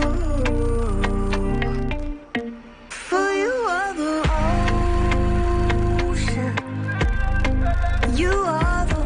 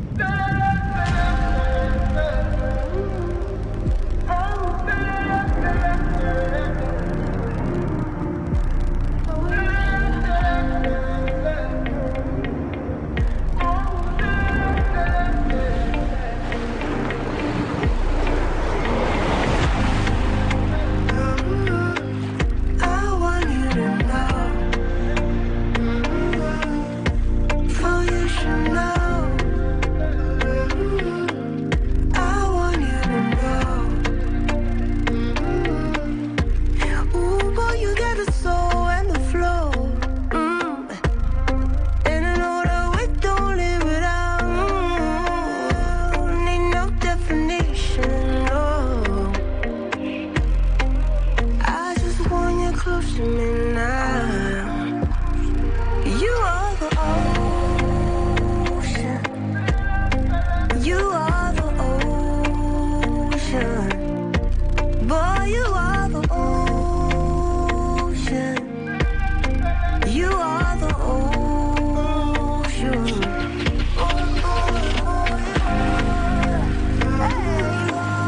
I want you to know.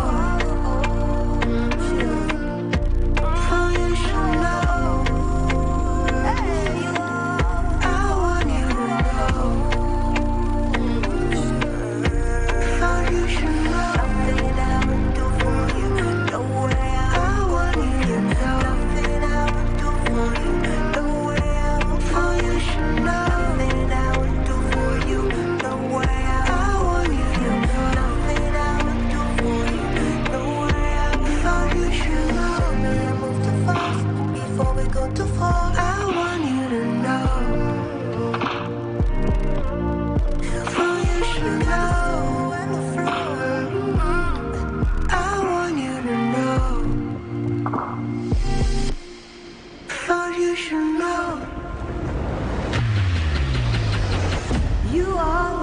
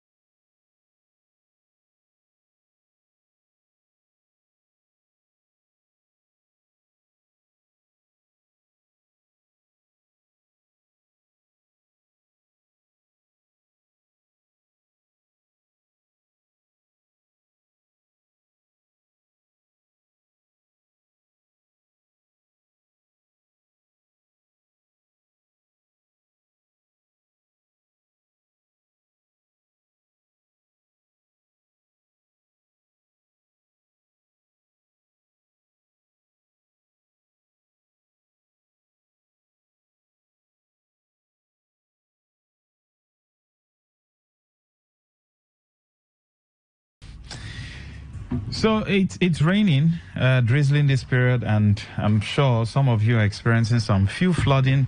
It is now very glaring that your roads are very bad, including the ones they graded are very bad. Because now you see those snake-like thing will come up because cars are moving. So even if they graded it, except if you grade it and you pour a mixture of sand and small concrete or broken blocks, then you can just manage it. And this is the best time to go and, for you to scout for a house. If you want to rent a house, this is the best time. So most of you are going through hell. I know. I'm a street person, so I know what I'm saying. Most of you are going through hell. You're going through a whole lot. Rumekini is number one. I am specially appealing on behalf of the people of Rumekini. I don't know why the CDC chairman, I was expecting him to have been coming on air, often to come and talk. But I'll just do my own part. Rumekini, all the internal roads within Rumekini, none has been tarred. This season now, what these people are going through, what even we coming to work, is the road is bad though. It is pretty bad. If you come with car, it's the same thing. You have to dance a willow at the front, at the entrance of Today FM.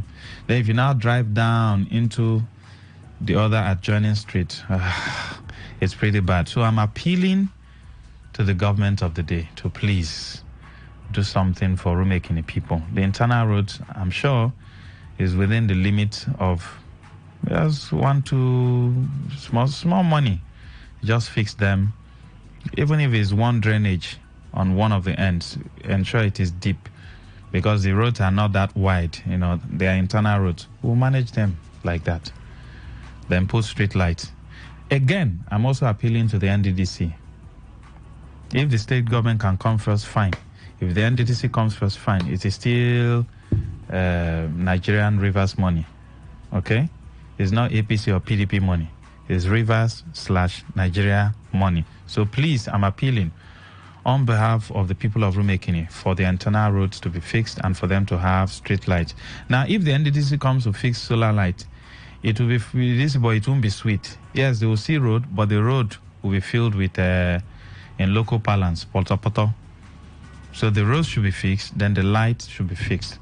And then some parts of Rumekini, they need transformer. Just transformer. All right. Honorable Twin Okocha, the people of Rumekpe needs you. Rumekpe/Ubele Road has been abandoned since 2001. Please come and complete it for us, Mr. Okaville. Thank you. Good evening. Welcome. Welcome, sir. Go ahead. Good evening. Good evening, sir. My name is Koki Gam. Yes, please. Look, I told you last week about Cecilia in a Warfare Road.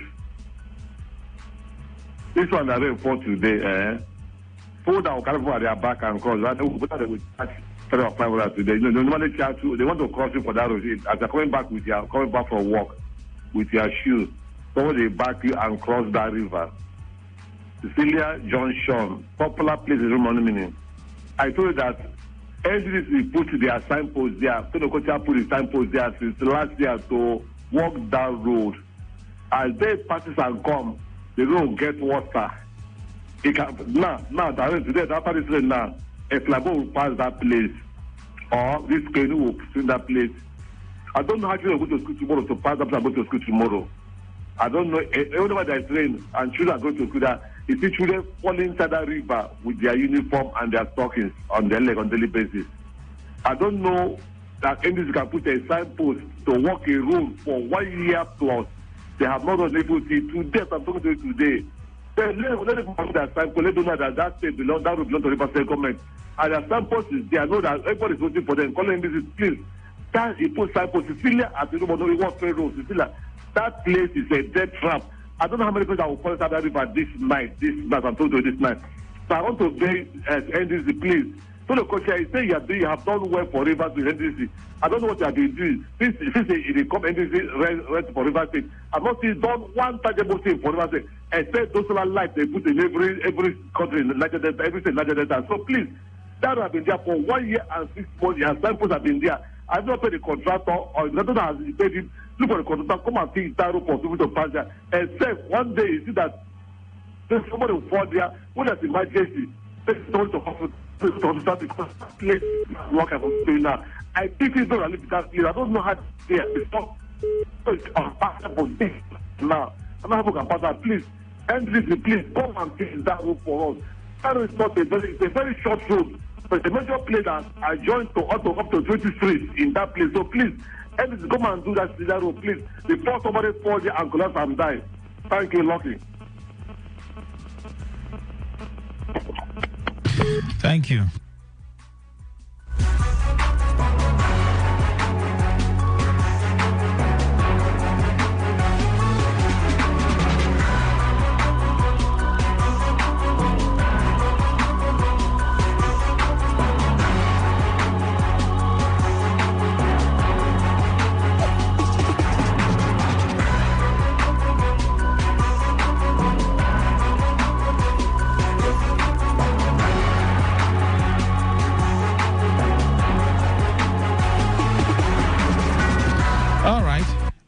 I said you could send a voice note on WhatsApp.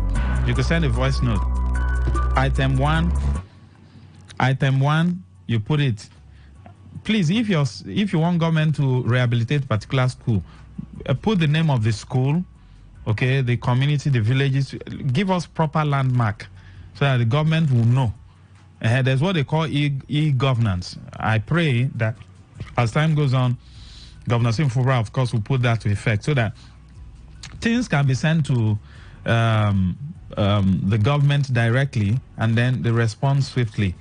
Greetings. I want Governor Sim to do the following for the physically challenged in River State. Number 1, establish a commission that will be in charge of their welfare.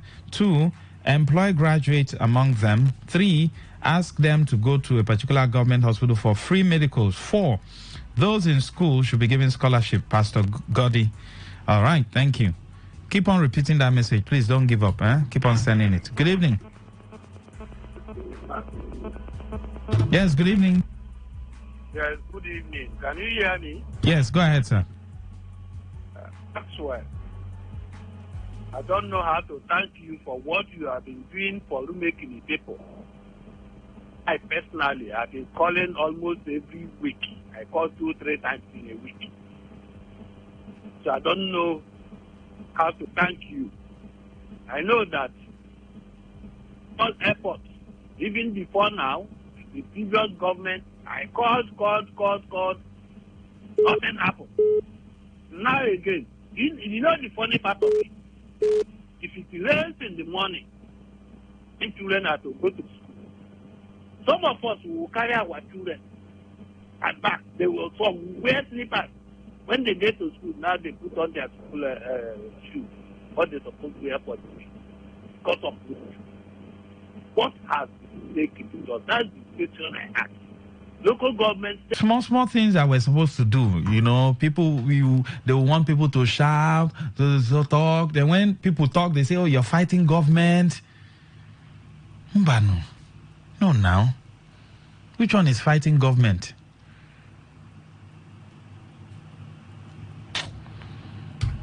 Good evening. Yeah, Max, good evening to you. Welcome, sir. Go ahead. I'm happy you have finally had an encounter and you now believe the steps that the governor indeed is listening. And in that case, we keep complaining where we ought to say what we ought to say, all geared towards development. Maxwell, the rate at which our teenage girls have been let loose into prostitution and other immoral acts in Port Harcourt is a cause for concern. I felt it's high time we handle this issue.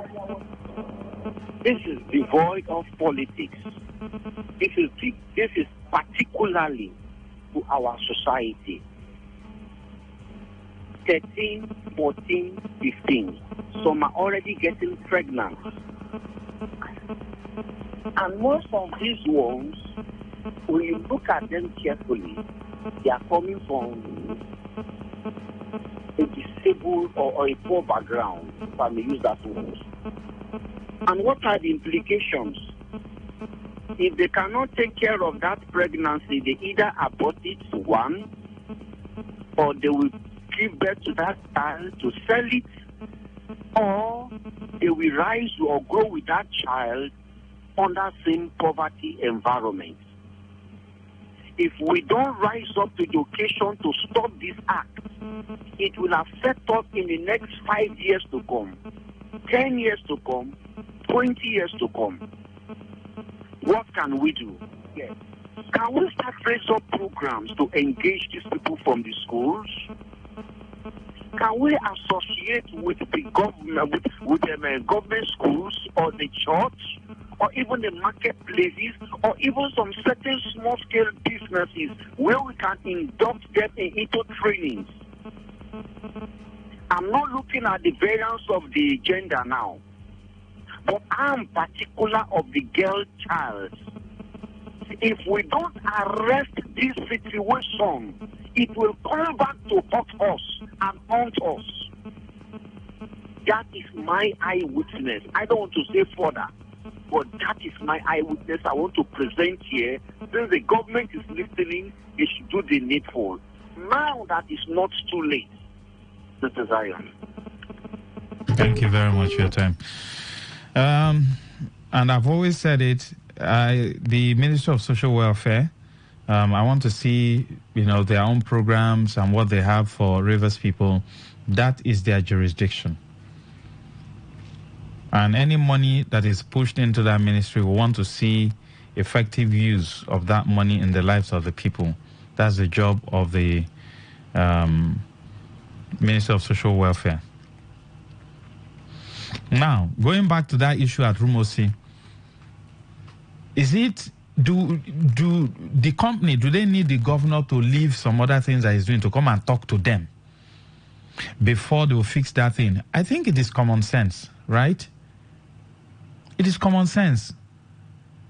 But I've discovered that companies, when they come into Nigeria to work, they do anyhow, including our own local companies, because they believe that Nigerian citizens take any rubbish and nonsense. They don't do this when they go to other African countries to work. No, they don't. They don't. But when they come to Nigeria, they do anyhow. This is something that they don't need governor to come and tell them or call them that. People are complaining that. So maybe the commissioner for special duties should attend to that particular matter. But ordinarily, if there are rules and regulations in line with global best practices, any company that is constructing any road is supposed to follow that rule. But Nigeria is anyhow. It's an anyhow environment. Do anyhow, nothing will happen to you. And because we have a very docile, set of citizens, including me. Because, for instance, PhD will be cheating a certain compound. Let's go and do complaint. Let's go and do this. They say, I beg me, I don't get chance. But when they come back home, they'll be complaining. That's Nigerians for you. Good evening. Good evening, Maxwell. Welcome, sir. Go ahead. Yeah, my name is Tom Vic Clement from Iho. Yes, please. Yes, I'm a native of Iho in Ahoda East local government of Rivers. Yes.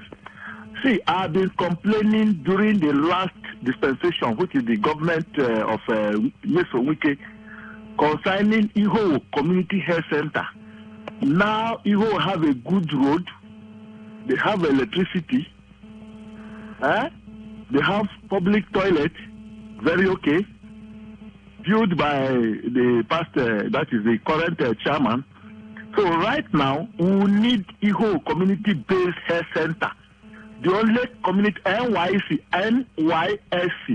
the youth copper, now them get there. And the thing is not working. It's the only hospital, NYSC, in River State. Yes, and even the hospital is in Obiapo. They could have do it in a very big way. And even the hospital is in Moha or Ikwere, they could have done all in Ogoni. But now the hospital is in Ihowo, in Ahoda East. Nobody remember. I meet him. That is our governor. And me, I supported him. And I want him to renovate that hospital as they do zonal hospital all over the state. The whole community-based health center, so that NYC will come there to practice their work there. Thank you. Senator Clement. Thank you very much for your time. You can send voice notes via WhatsApp to 0701 9339962. Maxwell, fortune greetings. Do you know that since those two potholes along this Rumala Road got the attention of authorities concerned that played its role as expected, those embarrassing hold-ups have disappeared? It rained today. Both sides of the road are free of traffic, unlike before. Max, and the most joyful person as of now. Thanks be to God. Thanks to Today FM and to you, Lucky Maxwell. Ebere Chuku, thank you. We'll also give thumbs up to the government of the day for responding swiftly. That's why I've always said the duty of government is to solve problem. Now, once issues are raised, it is my prayer that government responds swiftly, solve the problem, look for a way and solve it. If it is big and you need more planning, you can put in remedial effort, okay? Cover it small. Let's manage it for now while you're trying to make proper arrangements to solve the problem once and for all. That's the essence of government. No big deal. That's the essence of government. And if government is going about solving problems, I don't think, there will be any need for people to complain too much. Now, he said the two potholes, we talked about it here, and government moved swiftly, and they've covered it. Will anybody complain again? Hold up, it don't disappear. So what is this thing? I mean, in Africa, let's just try as much as we can to make life easy for ourselves. There's no big deal in it. It's not, we are not trying to go to heaven. It's just small pothole here. You cover, traffic, disappear. Case closed. Good evening. Good evening, Mr. Maxwell. Welcome, sir. Go ahead. God bless you. My name is Gonu Samuel calling from the back. Yes, please. Mr. Maxwell, let me speak to the governor. I want to advise the governor to create a portal as a high witness portal for rivers. I've already raised that issue. Yes. You understand? I don't know if you listened that day. For me, hello? Yes. What I said was WhatsApp numbers, okay? That he himself will be reading. That was the proposal I brought up. Because if you say portal, it means you have IT people, operating it, and you know the terrain where we are now. But if the governor has 3 or 4 WhatsApp numbers that people can send their complaints, so we too can forward, issues from the people to those numbers in his own quiet time. He can go through it by himself, or not the age. Yes. Go through it by himself and then attend to those issues. Yes, Mr. Maxwell. You see, during the era of Donald Trump brought the government to the media to interact directly with the citizens of America and residents of America. Because how Donald Trump did fantastically well, using the news to touch the life of the genuine people that need his government support, not the rich men. And that is the same thing that you're advocating. And I totally support you, Mr. Max. I'm not speaking against appointing special advisors and commissioners, but you should at least, when you get their information, you should also match it all with the eyewitness report to see if they really tally and exactly what the people need, so that in government policy programs will touch the common man in the society.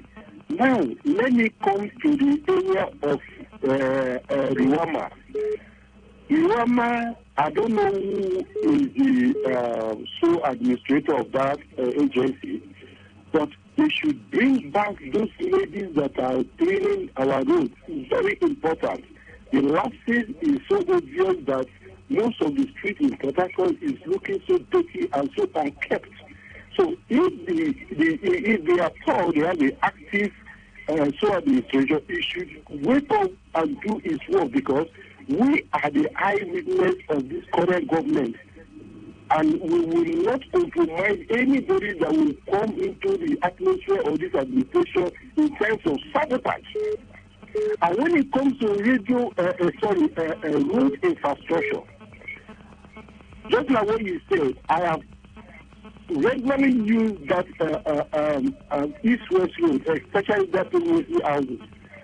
I don't know why Julian Berger calling themselves a multinational or a giant construction company don't actually know what to do until they are waiting a day in tanker will fall within that house and cause national disaster. And at the end, the government will be held accountable that they are not sensitive enough to know the right thing to do. So the governor shouldn't just allow the beggar to ride on a free journey. They should be checkmated, and all the activities, all the complaints that people are complaining bitterly should be ironed out, should be taken care of seriously, because the way things are going, we are seeing that there are going to be a disaster, but we pray that God should avert it. That very road, market women are taking almost half of the road that is not even good and narrow. So I wonder why Beggar is really keeping a deaf ear based on the complaints and suffering of people on that road. Finally, Mr. Walter, please, a second. I want to appeal to the people and the contractor handling the Trans-Calabaria Road. Very important. I am not talking for my personal gain, but I'm talking for the gain of the youth. If they compromise the employment slot of the youth that are suffering in Calabaria land, it's going to cause a lot of chaos. So the government should look into that matter to make sure that every youth involved in the community should be employed and given sense of belonging, so that they will be engaged and having income to take care of themselves and their family. Thank you. Thank you very much. God bless you too. Pastor Olushola wrote to me, says, good evening, my brother. Eleme Junction to Igboeche Road is something else. Since many years ago, my governor should please help us. Max, the introduction of spaghetti and noodles into the society, teenage girls have been let loose. Our mothers can't do anything about that, Pastor Gotti. You think so? Something can still be done. Dixon from Obakre. I trekked from River State University roundabout to Mechanic, and I experienced traffic jam at Ajip while I was coming back from work, and anyone on the road now should be careful of his or her pocket for now. More transport fees should be added, or you trek this night. There's no vehicle. All right.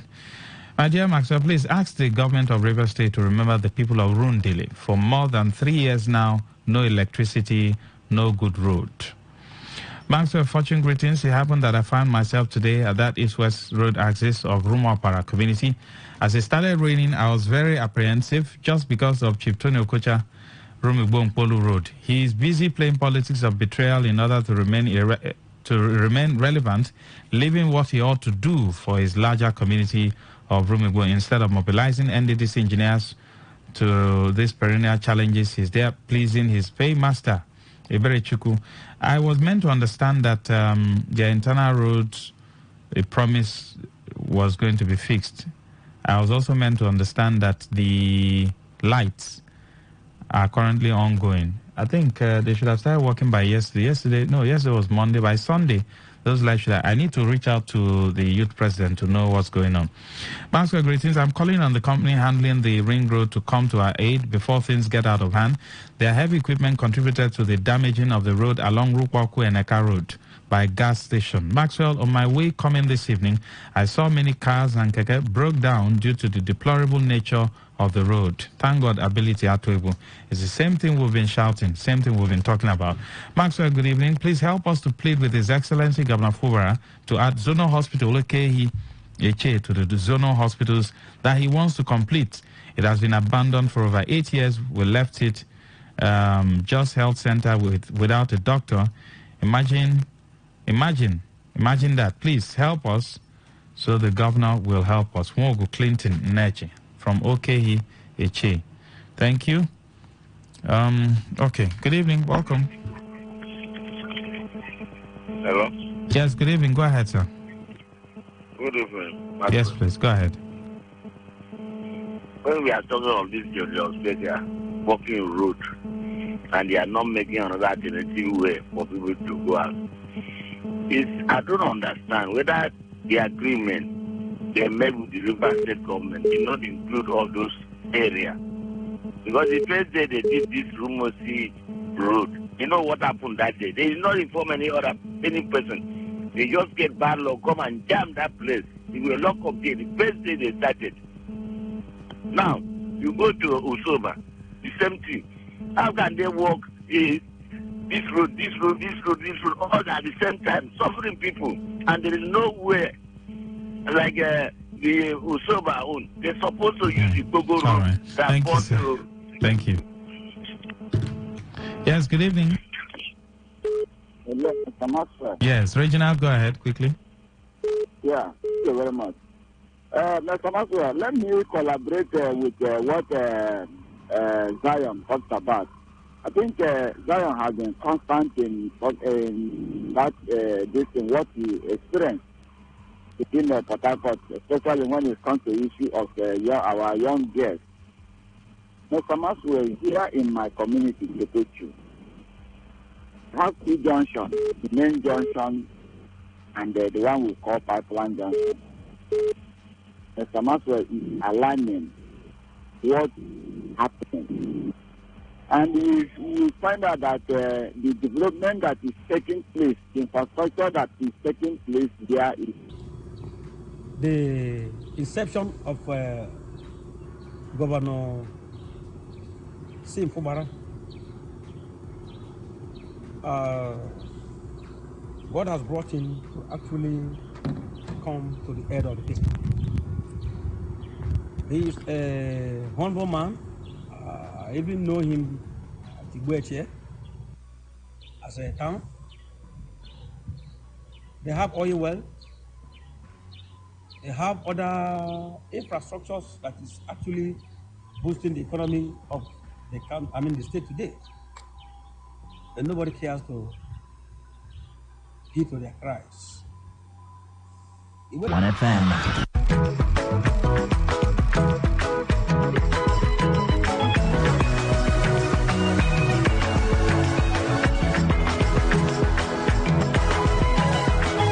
Well, now we have to wait till the 17th of March 2025 if our Lord delays in his coming, as has been predicted.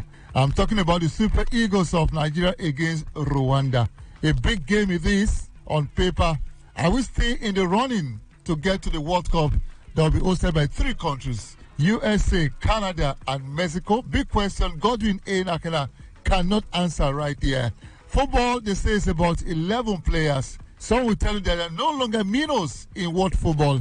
But I say there will always be minnows. It's only when the giants are sleeping that the minnows with rub some shoulders, as it were.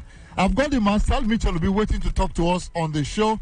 Not about the game between Benin Republic and the Super Eagles of Nigeria. No. Something we are projecting into the future, as it were. Global Sports Updates on your frequency. I take a quick break. When I return on the other side, the master Mitchell will be right here with me.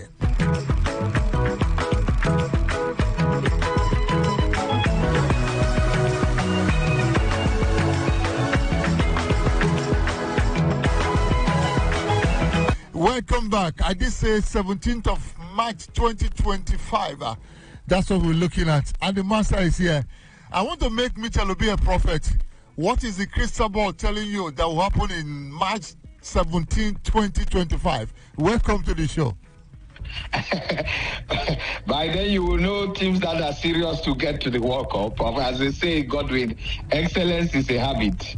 If you can't cultivate excellence and make it your own, then you don't have any business settling down to enjoy the results. I think 17 March is quite a while, and before then we'll be talking Nations Cup, isn't it?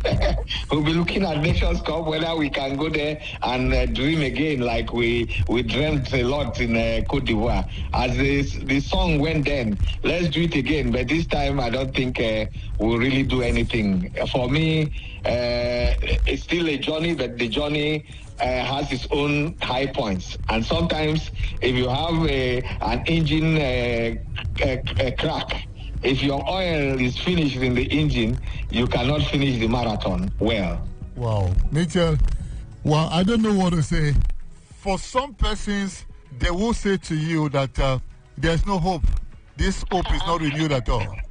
No, we are in a season of hope. Hope is here. Hope has been with us. We have managed hope. We have seen the worst and best of hope. And what is left anymore? The moment you lose hope, you know you are not living. But I don't think that is the kind of hope we have. We just need to look at ourselves again and ask the simple questions. Can't we do the little things right? And the little thing right means sitting down to build a team that we can call a team. I have always mentioned to people who know that all these flighty performances of our players abroad, we think it translates to the game when it comes to the continent. African football defies logic. I've always maintained that. African football does not respect all those kind of performances on Champions League. Everybody sits down, watch champion, and come and shout, this one, that one. It doesn't work out. Build a team. And we have seen it across the whole board. Lesotho, Comoro Islands, Cabo Verde, name them. It's all about team. And in Africa, they don't respect us because they know the players. They played with them. Even though they get to Europe and they find the space and they excel, it doesn't translate to the best of the game in the continent. You have to work at your game. As I said, you have to cultivate the habit of making a difference at the top, which is excellence. Mitchell, I never thought the Republic can beat Nigeria. No, but we defeated them. You remember, some would say it was a fluke goal. The one goal we beat them in Porto Novo. Painful, the goal that denied them the chance to be in Cameroon for the Nations Cup. Of course, they've learned their lesson over time, but they are creeping. They are creeping and creeping well. You have to respect the quality of teamwork. That is what the game needs. You have to have a united house, not one in which some people are praying for others to fail, others are failing to pray, and some are even looking at the window to see exactly whether this guy will falter. It doesn't work that way.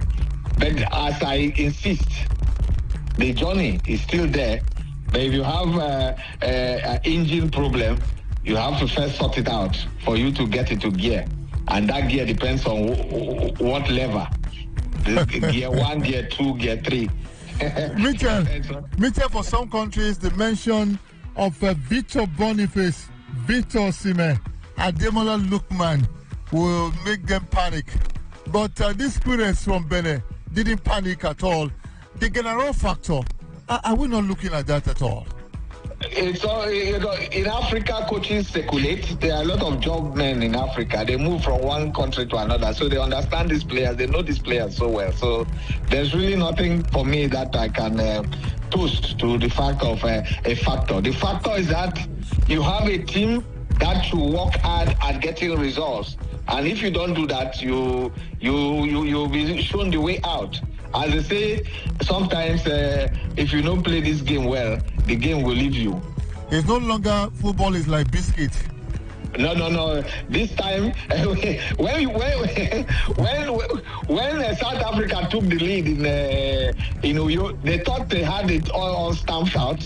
until they saw another fire from another point.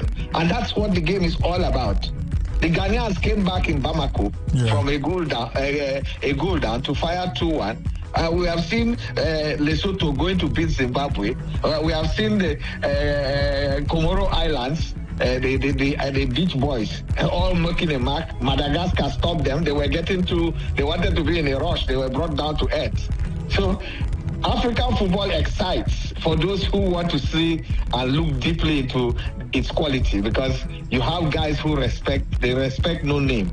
Perhaps in Africa, the name of the game is that you play to your name. Mitchell, I am worried, really. I'm worried. We did not go to Qatar, and it's looking like the Americans will not welcome us again. Find consolation in the women. If they say it's not going right, if it's not going right, you go left.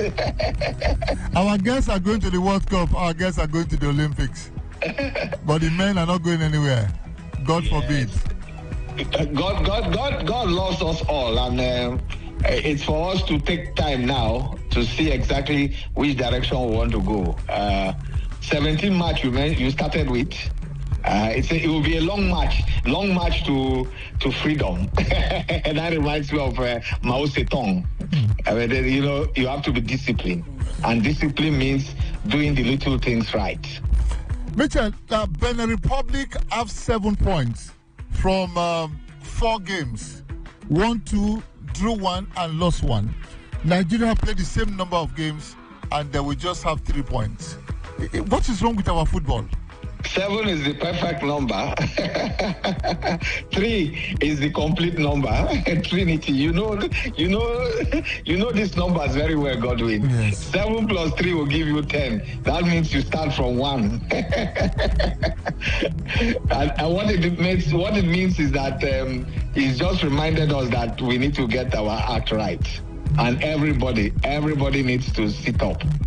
Time has come for us to ask ourselves, what do we really want? Do we want to stay faithful to inviting these players from abroad? They all look tired. Wow. They burnt out themselves in the season. And then do we need to build a team that we can call a team and stay with it? These are questions not for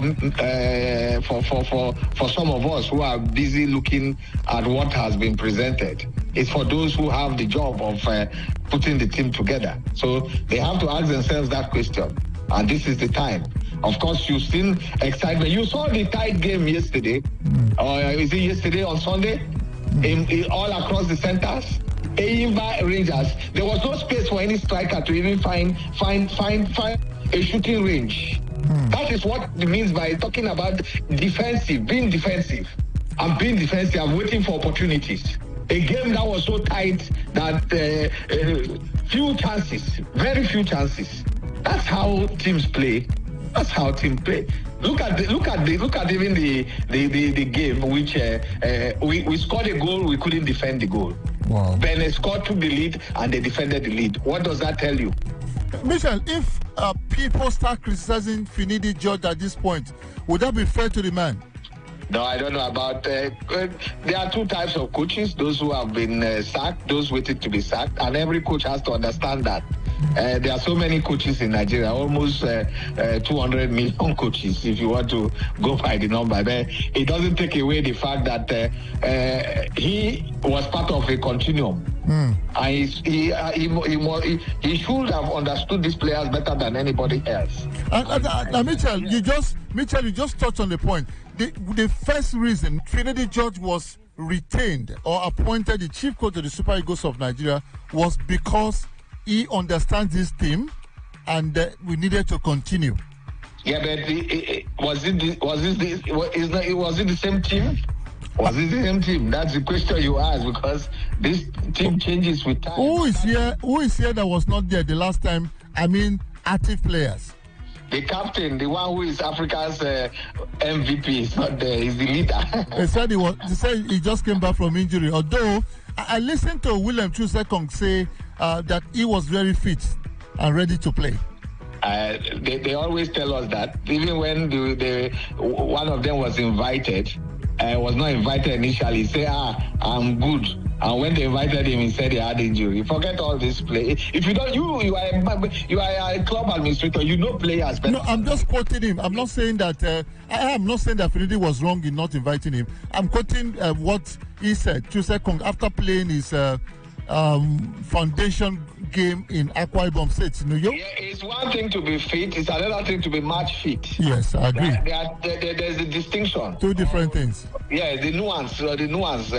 You can be fit and yet you are not match fit. When you cannot run to a pass or to a cross, then you are not match fit, even though your legs can carry you. So you have to understand the dynamics. I celebrated. I don't like talking about players. I want to talk about the team, the commitment, the fight. Those are the elements I look for. You saw the Bene boys when they got that equalizer. Yeah. The way they celebrate a goal tells you something. It tells you what they carried before they entered the pitch. It's the mindset. It's unity of purpose, unity of action. Then you find that, we all fight and die together. And they lifted the coach, carried him on the head because they believed in him. And he had told them that he knew the team he was going to play against. So listen to me. So it's a respect. It's discipline. Wow. And there is really nothing to take away. It's still a journey. A journey, but this journey now, if we were on a cruise with a Mercedes-Benz, maybe we'll be looking for a Hummer Jeep. All about the Super Eagles of Nigeria with the master. The Eagles fly, they don't crawl. Our Eagles have been crawling. Out of 12 points, we only got 4. Wow. Mitchell is not done. He returns tomorrow. Global Sports Update is the name of the show. My name is Godwin Inakina. Let's keep cruising. Let's keep praying for Nigeria. God bless Nigeria.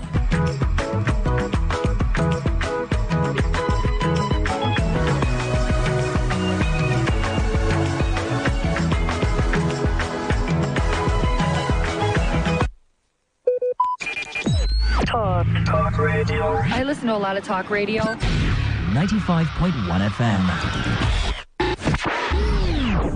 What do you love listening to? What's your style? What's your choice? What do you yearn for? So we've got great talk, amazing conversations, entertainment, sports, and lifestyle. So tune in to Today95.1 FM for Talk It, because we are the voice of the people. The voice of the people. Please listen to this paid infomercial. Follow who no road, Oga. Follow who no road.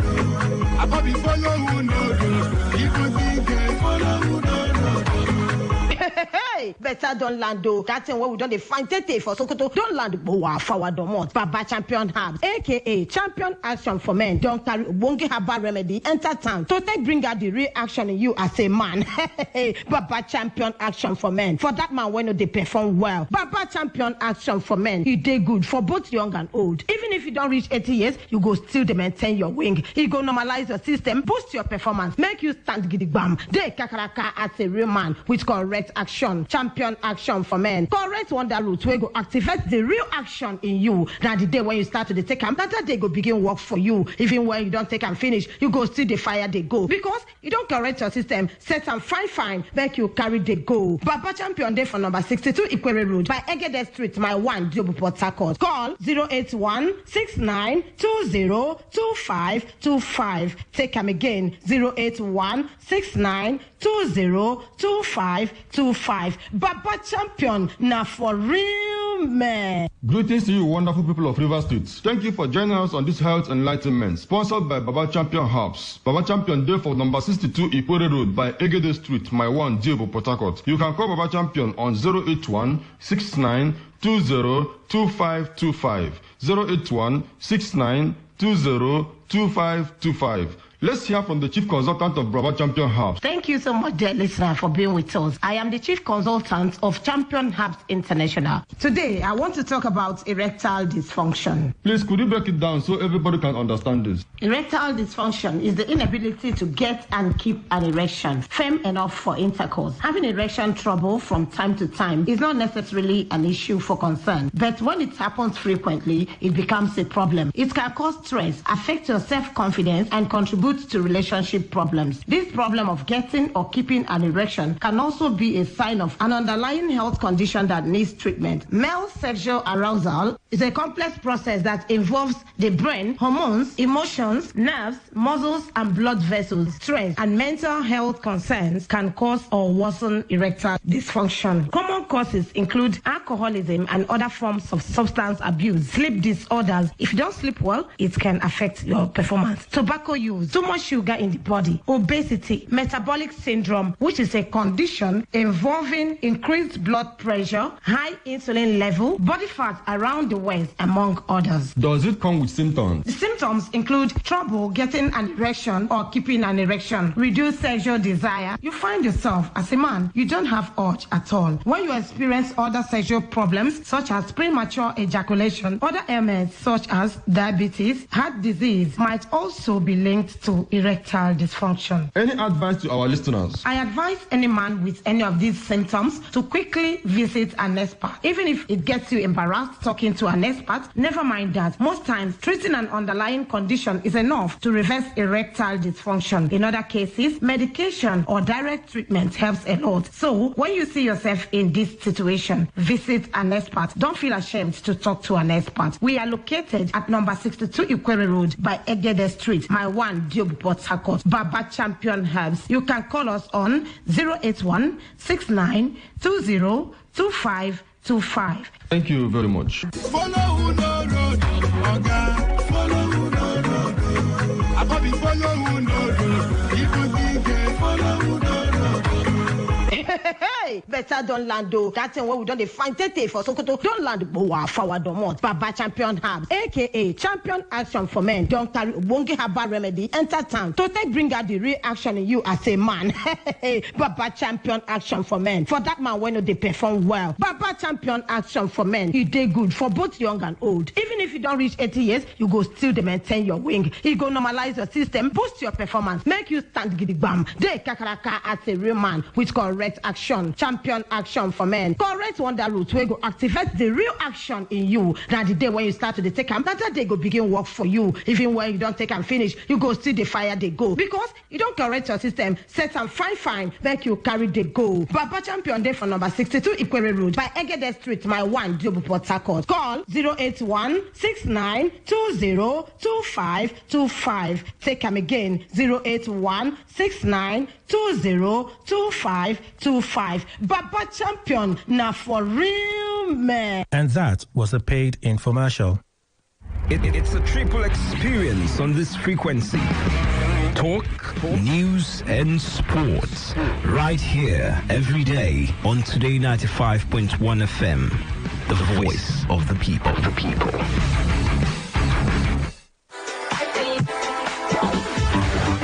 365 days around the clock, around the world, non-stop talk, news, and sports. The latest hit and the greatest memories on radio. Serving our community, spreading love and color. Because we are Today 95.1 FM, voice of the people. Becoming free, that's the grace of God.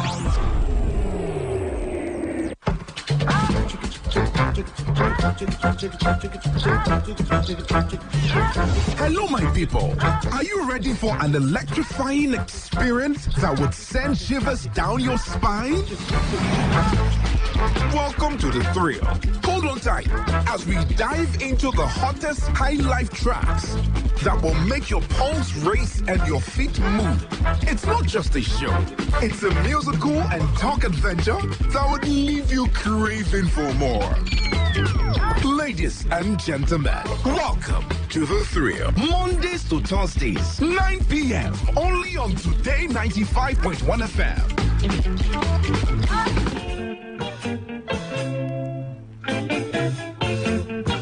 highlifeng.com.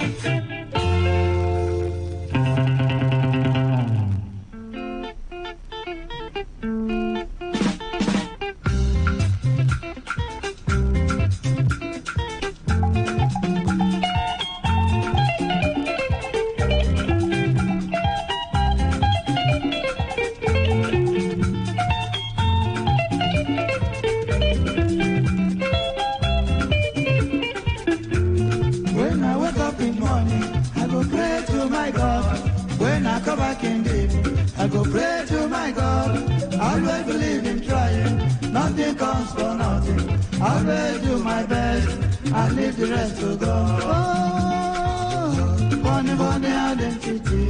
Oh, funny, funny identity. Oh, funny, funny identity. Oh, funny, funny identity.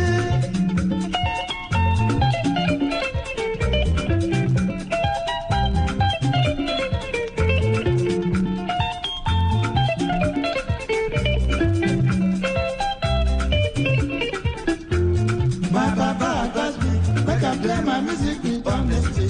Mama advised me, beg I respect all my seniors. Always cut my coat according to my size. I know they promise anything where my power no reach.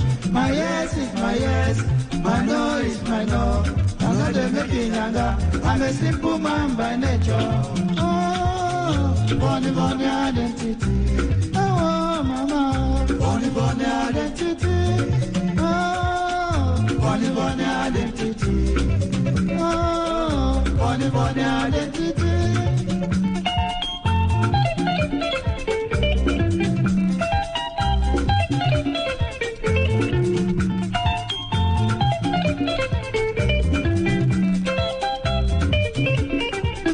Where coconut from up, you know they have anybody. Coconut get water, nobody knows from where he enter. If you do good to me, I go thank you for your favor. If you do bad to me, now you sabi oh, funny, funny identity. Oh, funny, funny identity. Oh, brother, funny, funny identity. Oh, papa, funny, funny identity.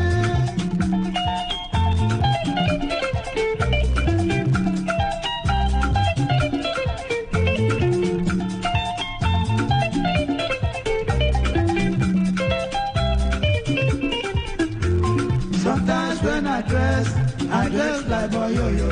Sometimes when I dress like chief or king. I think get dress for nature. Music is my talent, that's my identity. Oh, mama, funny, funny identity.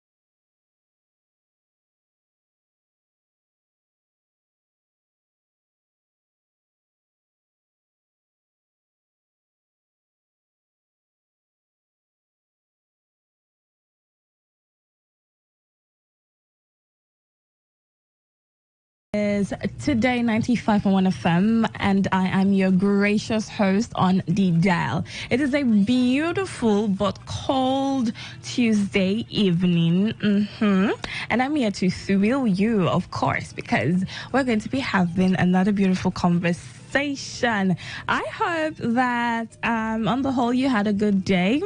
I think the rain started in the late hours of the afternoon, right? And so I hope you didn't get caught in the rain, but if you did, I hope you're home now and you're probably sipping on some hot tea and just being all right generally. Okay, so Identity right there by Oliver the Coke. An amazing song for the generation that love songs like this. Well, because I love you guys, I'm bringing all of these songs to you, yes, for your pleasure. The conversation on the table tonight, you will love it, absolutely. So keep locked with me right here. I promise it's going to be a smooth ride.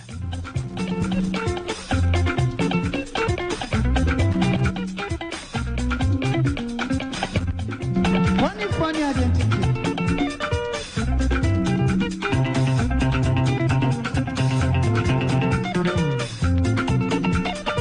For yo.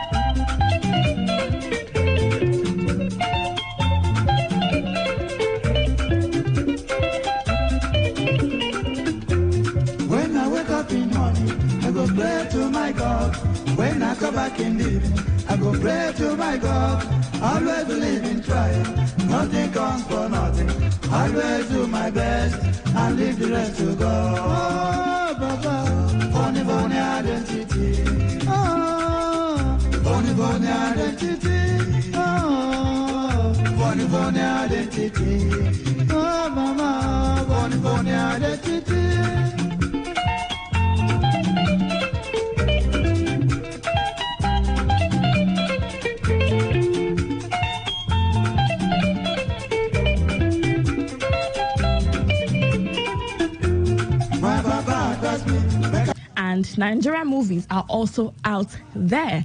So for Alibaba, Nigerian artists seem to be doing more to promote the country. So he's saying that the reason why Nigeria is out there is because of our music artists and not because of Nigeria's ambassador to Canada or Nigeria's ambassador to the US or Nigeria's ambassador to Colombia. Yes. So he expressed disappointment that despite the substantial contributions of entertainers, the entertainment industry has been overlooked in the government's economic plans. Alibaba cited a forecast by the Nigerian Economic Summit Group that omitted the entertainment and creative sectors, stressing the global value of the creative industry. He praised Burna Boy. Yes, he spoke about Burna Boy, and he said that Burna Boy has elevated national awareness more effectively than any ambassador could. According to him, 2 years ago, the Nigerian Economic Summit Group looked into a forecast of the Nigerian economy in the next 5 years, and the entertainment and creative industry was not considered. A booklet of about 200 pages was done, and the creative industry was not considered. The value of the creative industry in Nigeria is beyond the country. Burna Boy has done a lot more for Nigerian national awareness than any ambassador that has been posted to America, the UK, or any other place. So Nigerian artists are creating national awareness and making other countries know about us than any ambassador would have done. Yes, so that is what Alibaba said during his interview on Channels Television. So, do you agree with Alibaba's summation? Do you think that musicians are doing a better job with ambassadorship than the country's appointed ambassadors? Would you suggest that in the long run, yes, the government should appoint musicians to serve as the country's ambassadors instead? So if you had to suggest, if there was an open ballot or there was a complaint box where the government said, okay, would you prefer, rather than appoint random individuals, maybe individuals who are already in government, to be ambassadors of the country to other countries, we should instead appoint musicians, artists with really great songs, artists who have, by the level of success of their songs, taking Nigeria to the international platform. Yeah. So should we begin to appoint them as ambassadors instead of random individuals who are probably not even into any sort of entertainment? So I'd love to hear your thoughts this evening, okay? I'd love to hear what you think. Do you agree? First off, do you agree with Alibaba? Do you agree that it is the Nigerian musicians that are doing more for the country's national awareness? They're the ones who are actually boosting the country's national awareness. They're the ones who are taking Nigeria, putting Nigeria out there in the spotlight, wherever Nigeria needs to be. It's courtesy the Nigerian musicians and not the ambassadors.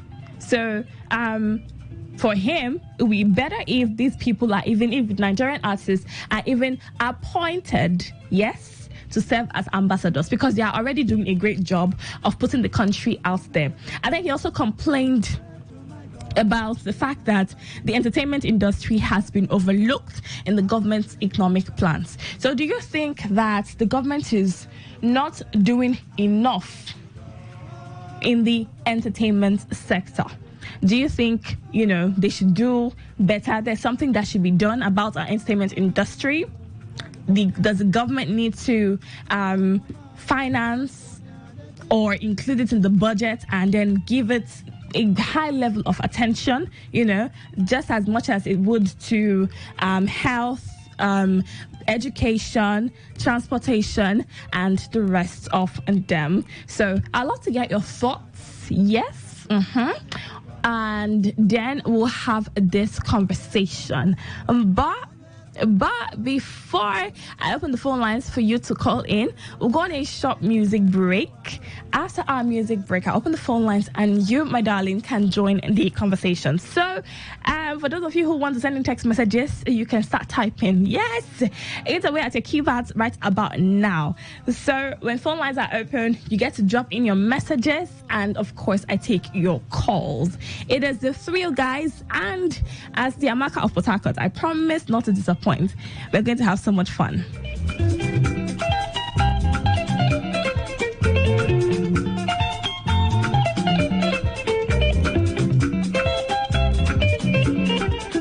When coconut come from up, you know they harm anybody. Coconut get water, nobody knows from where he enter. If you do good to me, I go thank you for.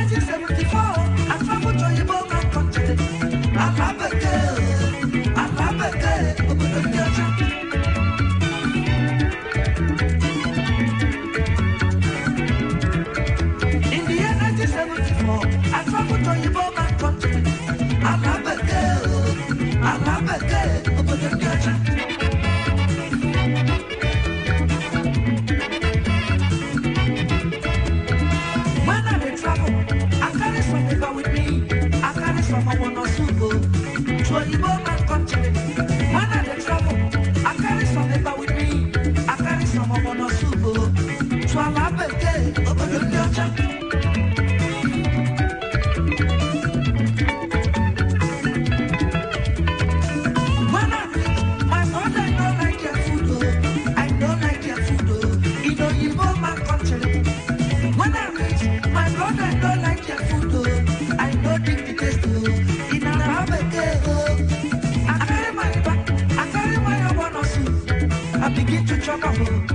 I begin to serve up product.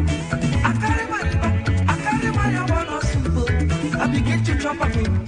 I begin to serve up product. Joy people, where they. Okay, Bright Chimezie right there with African style. So if you were to travel out of Nigeria, would you be going with all of the local delicacies that you enjoy eating? Well, we are talking about what Alibaba said, that Nigerian artists do a lot more work with putting the country out there than the ambassadors who are being paid to do just that. So let's have this conversation. Phone lines are open. Talk to me. Tell me what you think. 0817 0000951, 0817 0000951, 0810 9510951, 0810 9510951. Let's talk. Hello, good evening. Good evening to you. Yeah, good evening. How are you? I'm good. How are you? I'm pretty good too. Yeah. All right. Welcome. Yeah, this is also. Yes. Welcome. Yeah. Thank you. Amaka, Alibaba is a pioneer comedian anyway. Yeah, that's what he said. I think he's a first person, and sometimes I learned of that. And what is right is that they should look for these creative artists who have made their mark internationally for ambassadorial positions, right? Mm-hmm. Yes, instead of picking up random people, but but it is way more than that.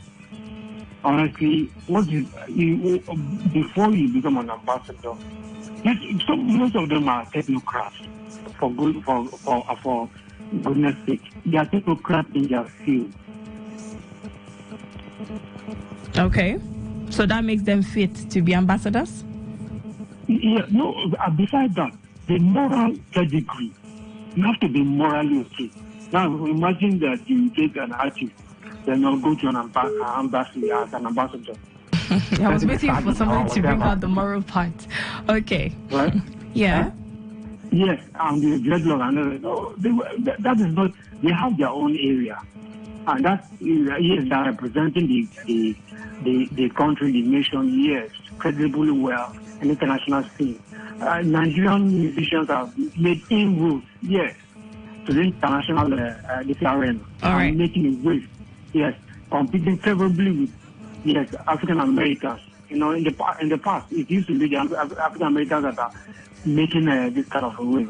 And so, but if you consider, if you know that, look, to be an ambassador, we ambassador of the country, far more than that. All right, thank you. Yes, it's not just being a musician. You become you have a Grammy. All right. No. It's just funny. All right, thank you. Thank you. Ooh, lost that one there. Please call me back. 0701-9339-962. 0701-9339-962 for text messages and WhatsApp messages. Plus, post is up on our social media handle, so please go to Facebook and drop your comments. Hello, good evening. Today 95.1 FM. Are you there? Okay, so terrible network right there, but please keep calling, and if you cannot put a call across, then you have the option of sending in text messages. Okay? Yes, let us talk. What do you think? Should the government now appoint musicians to serve as ambassadors, seeing that their songs are on a great level, taking Nigeria to the international communities? You know, they are just putting Nigeria out there so much with the songs that they do, or should we leave it at, you know, the kind of ambassadors that we have, those who are who they are, that are not the artists we know? Yes, are we thinking, should we begin to think towards that direction? Should the government begin to consider having some of our Nigerian artists serve as ambassadors to these foreign countries, rather than, you know, the random individuals you might say you don't know because they're not entertainers. They are not the people who sing the songs that you love to listen to, and then the songs that you dance to. What is your take? So I see your messages, keep them coming. And then at Facebook, on Facebook, yes, Today 95.1 FM on Facebook, you can drop your comments right under the post, and I will be sure to take them. All right. How can you prove this big thing you will swallow? Say not chop, we can chop this year. How can you? Okay, some messages in so far. This one says, good evening, my dear presenter, and how are you doing today? I'm fine. I'm Vincent Muzi, and I'm texting you from Chokocho Iche. My sister, Ali Baba, is 100% correct, because almost everyone in the country will attest to that. The so-called ambassadors have absolutely nothing to write home about. Thank you, and God bless you. I remain Vincent Muzi, Chokocho Iche. Okay, so he agrees with... He agrees with Ali Baba's narrative of having Nigerian artists serve as ambassadors to the foreign countries. Do you agree or disagree? Let me know. Hello, good evening to you.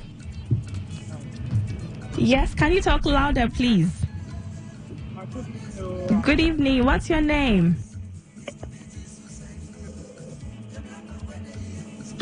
Are you there? There. Okay. All right. The network is kind of terrible. I hear you. All right. What's your name and where are you calling from? I am Mbilon, calling from OTRA. All right. Welcome. Thank you, Amaka.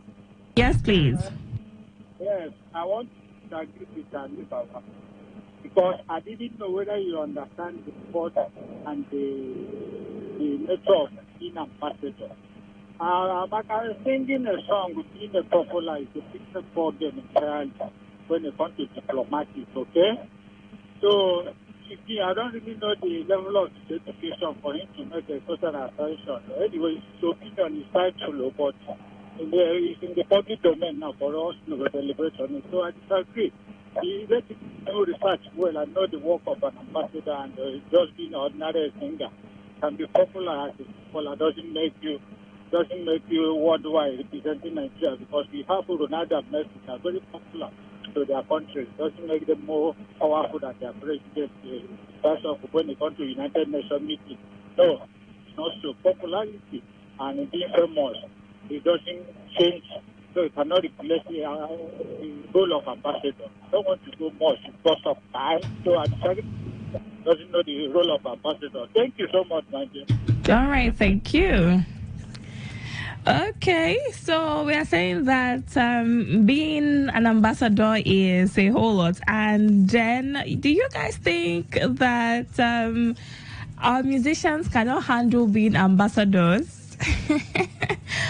Because at the end of the day, they're Nigerians, right? So if they can sing, okay, so we know, I understand that that's talent, right? The fact that they get to sing and then their songs make the waves and their songs catapult Nigeria into the global entertainment scene where Nigeria is relevant. We're relevant when it comes to movies, and we're relevant when it comes to our songs as well. So let's talk. talk, do you think that if you are disagreeing with Alibaba, yes, and his narrative, because he's simply saying that, look, our Nigerian artists are doing a lot more work compared to what the ambassadors are doing. They are the ones who are actually putting the country in the limelight. They are the reason why you go to this country and you ask or you say something about a Nigerian, and the people of that country, the citizens, would easily relate because,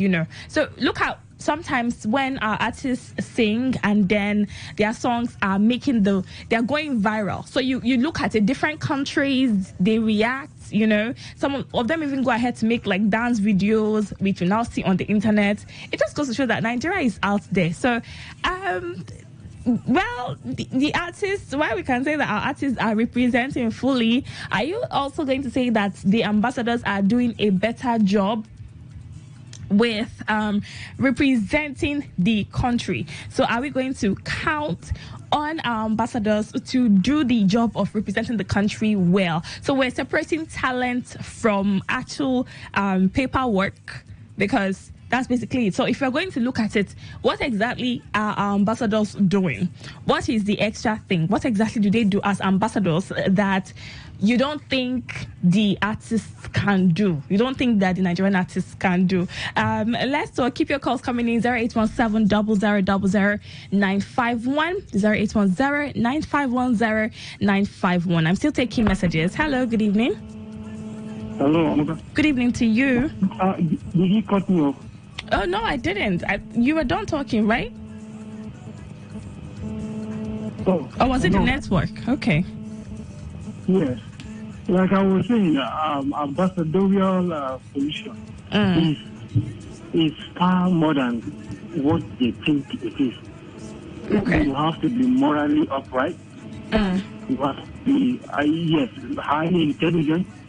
You have to be a technocrat in your own field, chosen field. Like look at the Emeka Anyako, who was, the general of Commonwealth. Look at who the G.K. Damaki, who was the first on that. Okay.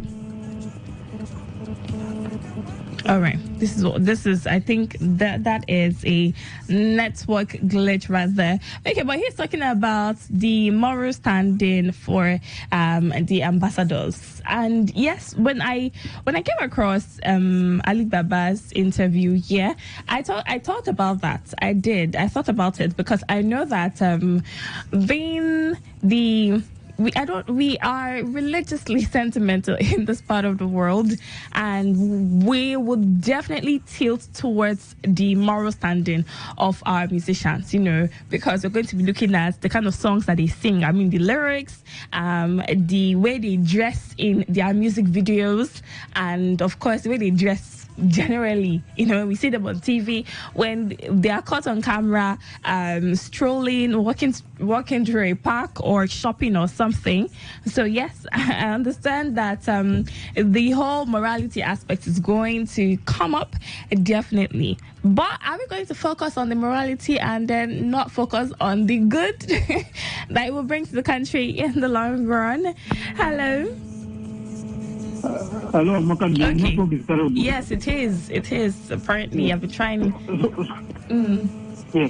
So, like I was saying, Emeka Anyako, former Secretary General, of the Commonwealth. These are intelligent people. You come to G.K. Amakri, who was the first Undersecretary to General Organization in Nigeria, and so many other things. I have a friend. He's late now. An international lawyer in my place. He speaks 4 international languages and write it. He speaks it fluently and write it. I mean, because he wrote books on them. You understand? He was Nigerian ambassador to India and Great Britain some time ago. These are people of impeccable character. You are representing your country. They are seeing you. When they see you, they are seeing your country. You just go and begin to do some stuff, and now you present the country as good. That's how all of them are. That's why I say it's way far more than that. Yes, they are popular. They are in what aspect? You know, some of them are. Most of them, good there.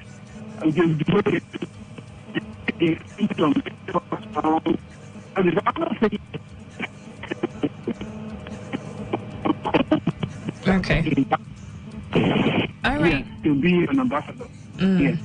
Thank you. All right, thank you. Okay, so apparently there are qualities that you must possess to be able to become an ambassador, and maybe you don't think that our Nigerian artists have a lot of that, but I'm just going to stop at the butt part.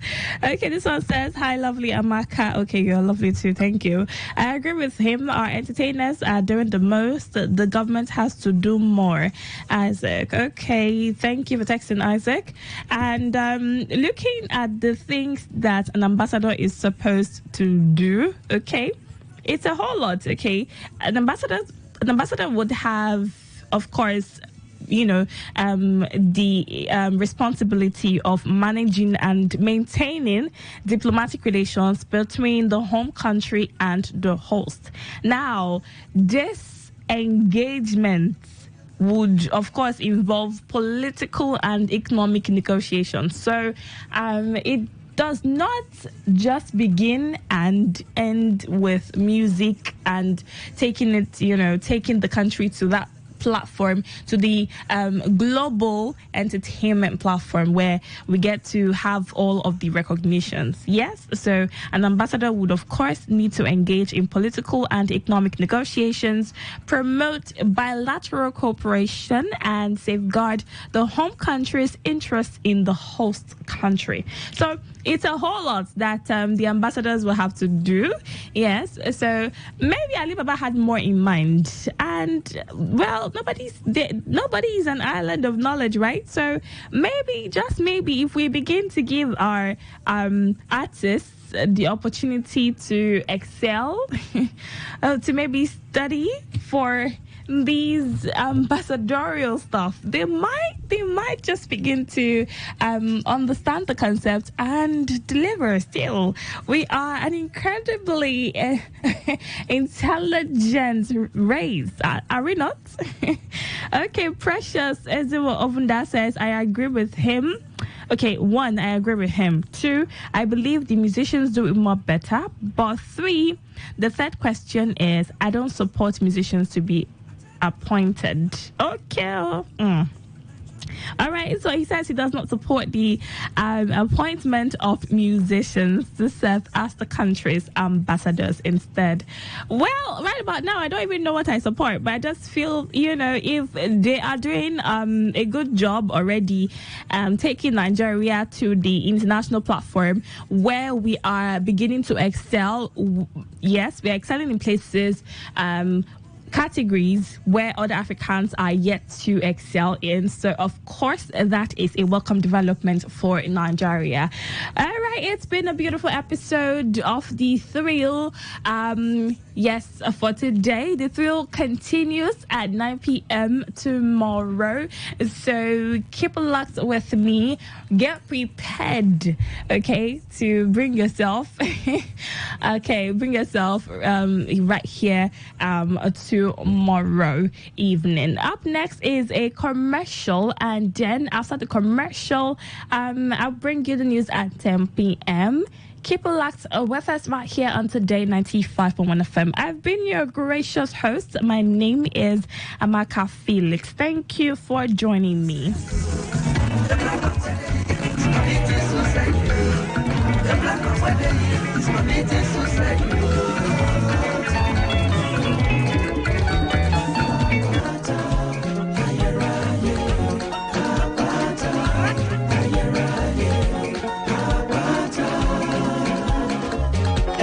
Jókòó níbi ìkọ̀kọ̀ ọ̀gá ògo ni ó máa gbé abẹ́ òjìji Olódùmarè. fọlọ́run pé wọ́n ní àbọ̀ àtúndì mi.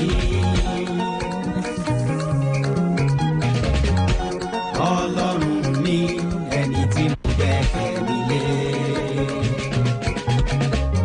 Láyé ń pè mí mìíràn pé ìdá lẹ́yìn rẹ̀ o. Láráyé bá ń pè mí mìíràn pé ìdá máa dúró báyìí. Àpáta ayérayé, àpáta ayérayé, àpáta. Àpáta ayérayé, àpáta ayérayé, àpáta. Lọ́wọ́ ìkẹ́kùn pẹ́yẹpẹ́yẹ Ọlọ́run yóò gbà mí. Àjàkálẹ̀ àrùn búburú ò lè dọ́dọ̀ mi o. Yóò fi yẹ apá rẹ̀ bò mí mò wí. Òtítọ́ rẹ̀ ni ó jẹ́ àpáta àtàsà mi o. Èmi kì yóò bẹ̀rù ẹ̀rù ọ̀gànjọ́ òru. Tàbí fọ́fà tó ń foni ọ̀sán o. Àjàkálẹ̀ àrùn tí ń lókùnkùn lè dọ́dọ̀ mi rárá. Tàbí parun tó lérùn ní ọ̀sán o. Ayé ń pè mí mìíràn pé ìdá lẹ́yìn rẹ̀ mọ̀ wí. Aráyé bá ń pè mí mìíràn pé ìdá máa dúró báyìí. Àpáta ayérayé, àpáta ayérayé, àpáta. Àpáta ayérayé, àpáta ayérayé, àpáta. Lẹ́gbẹ̀gbẹ̀rún ni yóò ṣubú lágbá ọ̀tún mi. Ṣùgbọ́n wọn kí ó sún mọ́ mi nítorí mo ti ní bàbá. Ìkì ojú ni wọ́n fi wo èrè àwọn búburú yẹn. Torí mo jókòó níbi kọ̀kọ̀ ọ̀gá ògo. Kí ó pàṣẹ fáwọn áńgẹ́lì rẹ̀ torí mi o. Wọ́n yóò gbé mi sókè. Talk radio. I listen to a lot of talk radio. 95.1 FM. Please listen to this paid infomercial. Herbal Heritage International, the Kokoroko, for herbal medicine, when they produce strong, correct medicine, they take it, they support with country healthcare system. Country man, correct, holistic, ogbonge herbal medicine, they we know they come out for public anyhow, like a big basket. Full ground, as every Christmas, have been boundary. Seeking a self sabi medicine, we pass them. After all, monkey smart now, because tree near tree is a forest. Heritage International, go use the technology of computer testing machine to see and know before attacking that your health condition, we don't become umbarumba for your life with the correct treatment. Therefore, whether definition or without definition, make you visit Herbal Heritage International. Offices way near you. Herbal Heritage International. Now you. Hello and welcome to the program Roots and Herbs. Roots and Herbs is a program that discusses health-related challenges and suggests possible ways out from the herbal medicine perspective. Roots and Herbs is put together and sponsored by Herbal Heritage International, also known as Baba Yoruba. Baba Yoruba is currently having a special promo package. This promo package will give you the opportunity to enjoy 50% discount on all their products and services. This offer runs while the stock lasts at number 24 Ikwere Road, Mile 1 by Education Bus Stop, Port Harcourt. Number 24 Ikwere Road, Mile 1 by Education Bus Stop, Port Harcourt. This promo package will give you the opportunity to enjoy 50% discount on all their products and services. And at the same time, it will give you the privilege of meeting Baba Yoruba himself at the venue. For details and inquiries, the telephone number to call is 080 33 111 946. I repeat, 080 33 111 946. 080 33 111 946. On today's edition of the program, our topic for discussion is staphylococcal infection. And I have with me in the studio Dr. Botumba Abiodun. Sir, you're welcome to the program. Thank you, Mr. Moderator. Staphylococcal infections do occur in the body system when Staphylococcus bacteria enters into the body system and spread within the body system, destroying body cells. Staphylococcus bacteria are majorly of 3 types that can afflict men. But of these 3, the most pathogenic in nature, that is the one that is capable of causing diseases easily in men, is the Staphylococcus aureus, because it is capable of invading body cells, destroying them, causing different pathological changes in the body. When Staphylococcus bacteria spread in the body system, there are a number of changes that one can experience. This can result to burning sensation within the individual, and this can be seen as fever from time to time, or a situation where there is certain hotness coming from within. There can be skin manifestations in staphylococcal infection that can be given one periodic boils or rashes all over the body. In some people, such rashes can come around the pubic region, or even leading to boils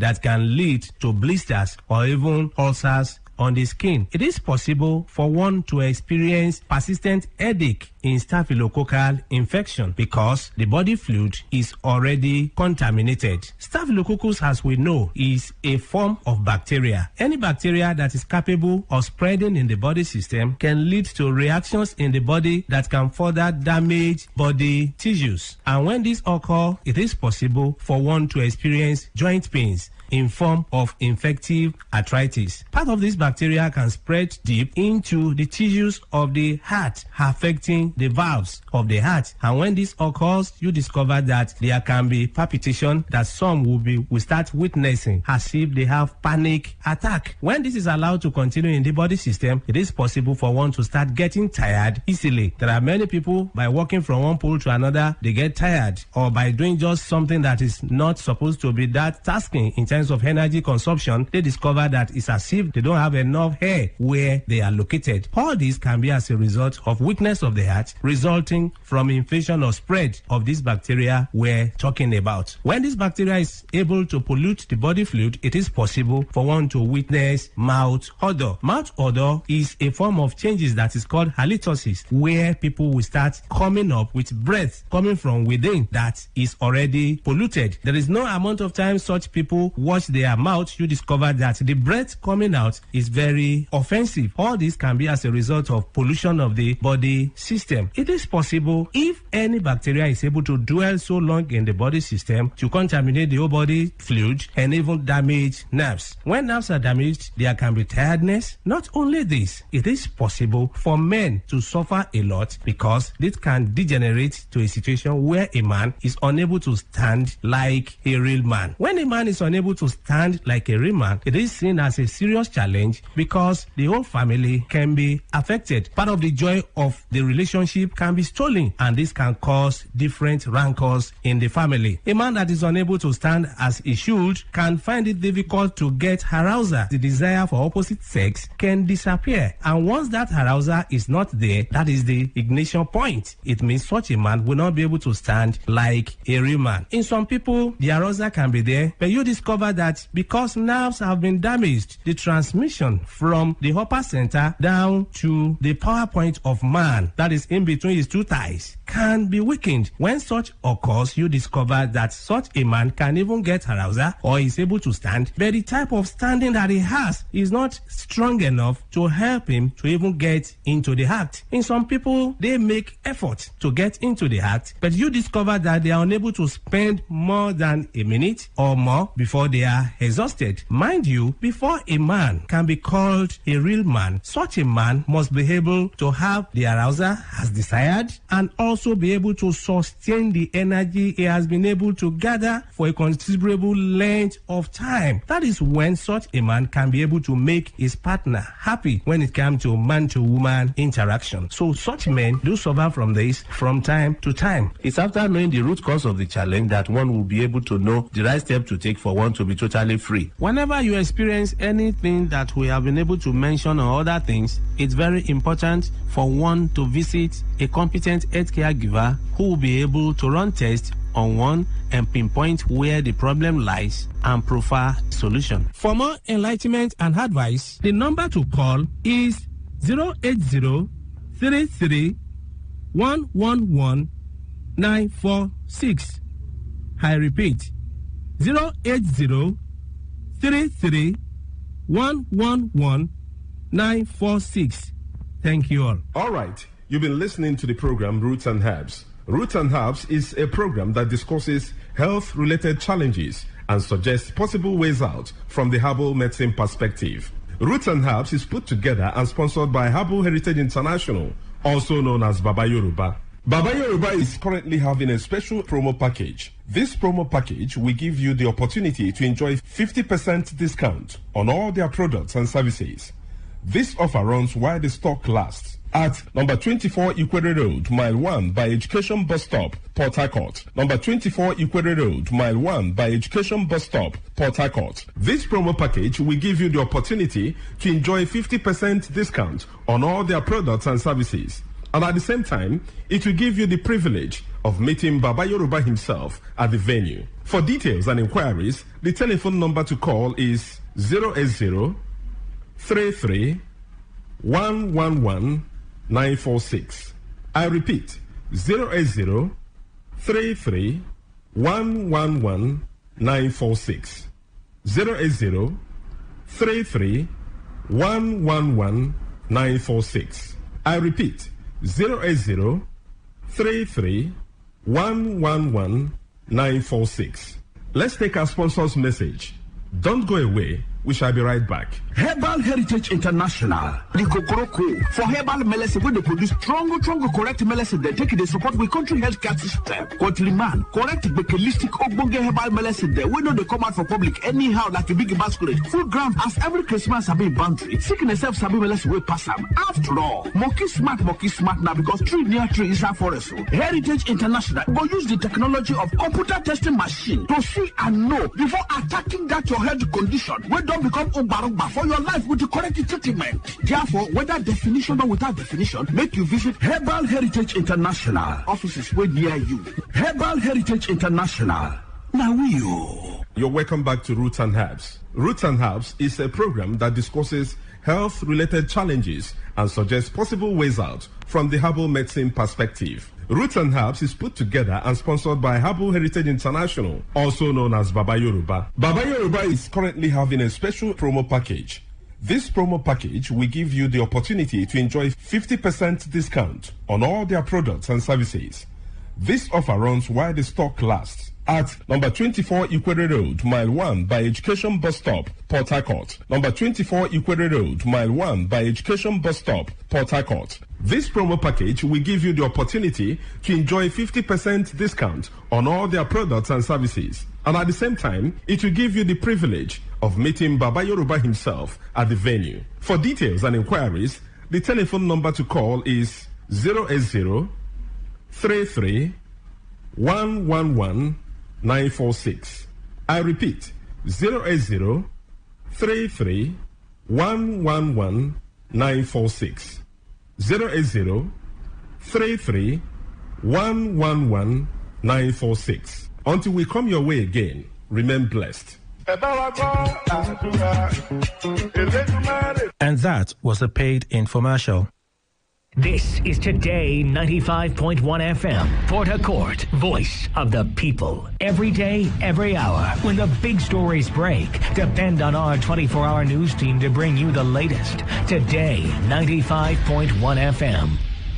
Whether it's happening in Port Harcourt, South, Nigeria, or around the world, we've got you covered on air, online, delivering balanced news and unbiased analysis. Today 95.1 FM. This is Today 95.1 FM, Port Harcourt. News.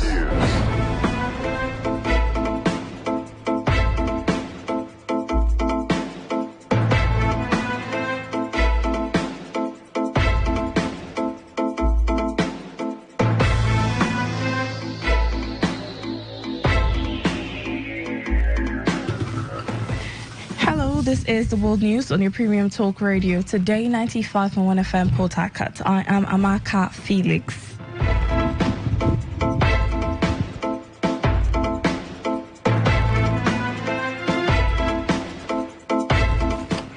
headlines, former President Jonathan advises President Tinubu to build democracy devoid of friction. APC berates Amechi over recent comment on defection of supporters.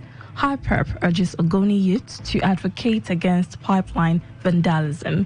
And on the foreign scene, UN Human Rights Office expresses shock at impact of Israeli operation in Gaza. Details in a bit.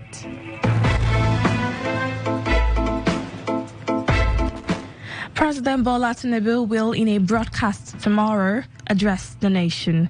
The special advisor to the president on media and publicity, Ajuri Ngelale, disclosed this in a statement. Ngelale asked all radio stations and electronic media outlets to join NTA and Radio Nigeria for the address. 12th June is celebrated as Democracy Day in Nigeria.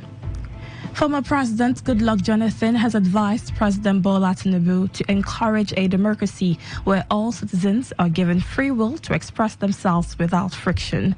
Jonathan made the call at a one-day symposium to mark the 25 years of unbroken democracy in Nigeria, held at the banquet hall of the State House, Abuja. He further explained President Tinubu has the responsibility of ensuring that the next 25 years of democracy in Nigeria starts on a good note. Jonathan argued that the political class and elites must lead by example, and their lifestyle must reflect that they were elected to the position by the electorate.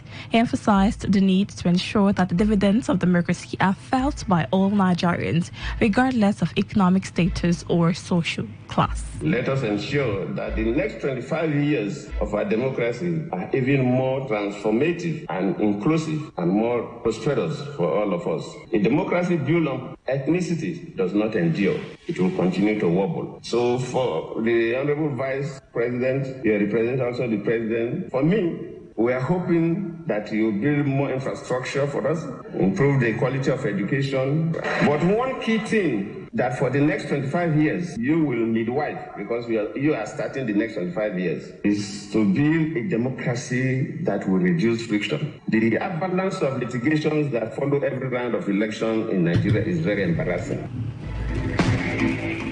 The Senate has adjourned plenary session to July 2, 2024. The development is to enable the lawmakers to participate in the activities marking the 2024 Democracy Day, as well as its end of session break. The Senate President, Godswill Akpabio, announced this during plenary session. The 10th National Assembly will be 1 year in office on Thursday, June 13.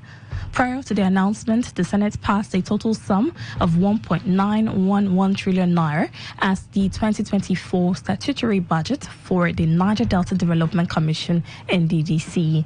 The Senate approved the budget after considering the report of its committee on NDDC during plenary.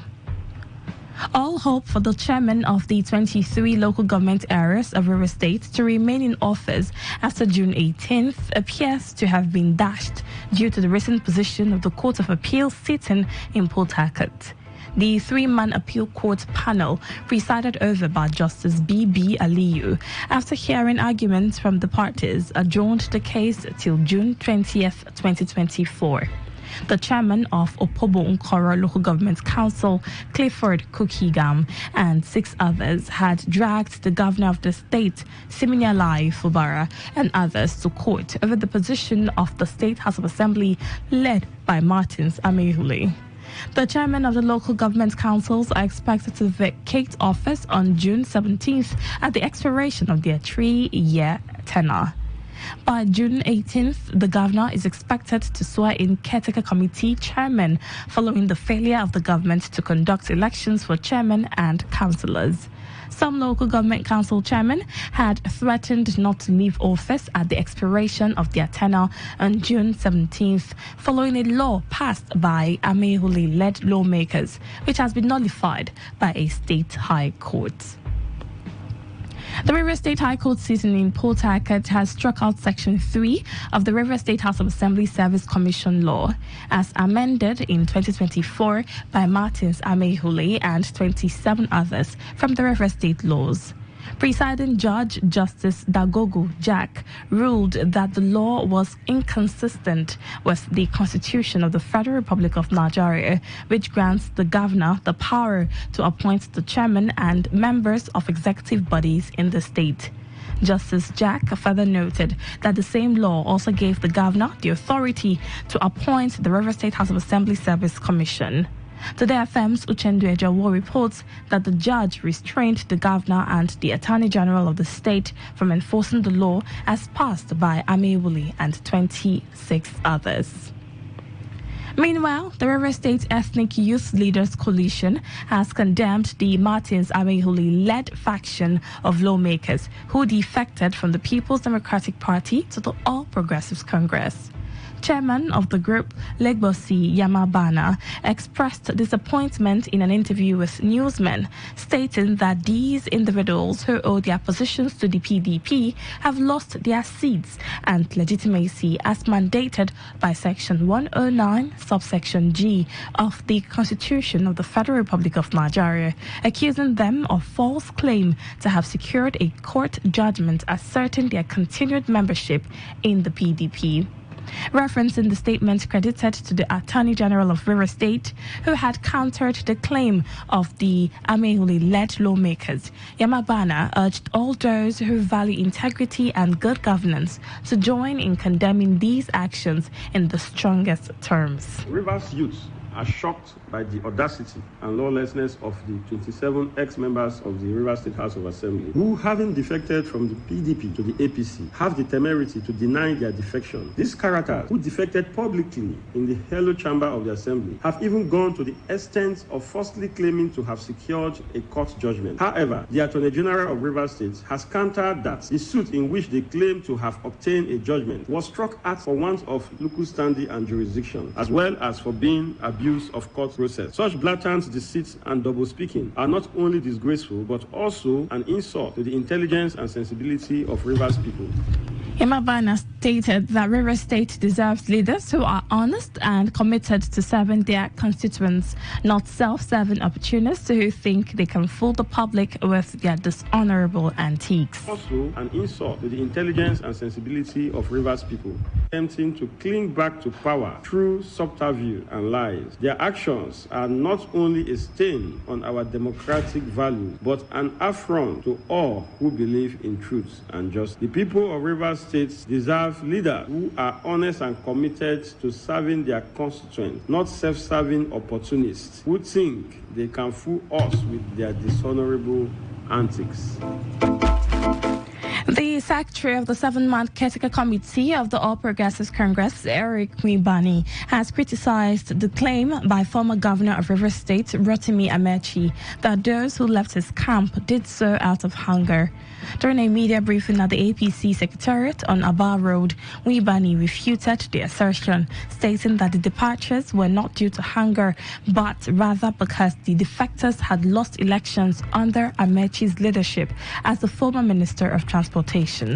Mwibani, the former APC chairman in Kana local government area, urged the public to disregard Amechi's comments, stating that the former governor had never shown enough care for his supporters to keep them loyal. For 8 years, after being governor for 8 years, and so far he's lost, without exaggeration, over 70% of his followership, because people are tired of losing elections from one circle to the other. We lost with him as leader of the party in River State in 2015. We lost with him as leader of the APC in River State 2019. We again lost in 2023 under his own leadership. I'm not sure that if you want to win, if you want to be part of victory, if you want to work hard, if you want to work with those who are more purposeful, more intentional, those who are more business-like in politics, and those who are party men, nobody wants to be part of that kind of system.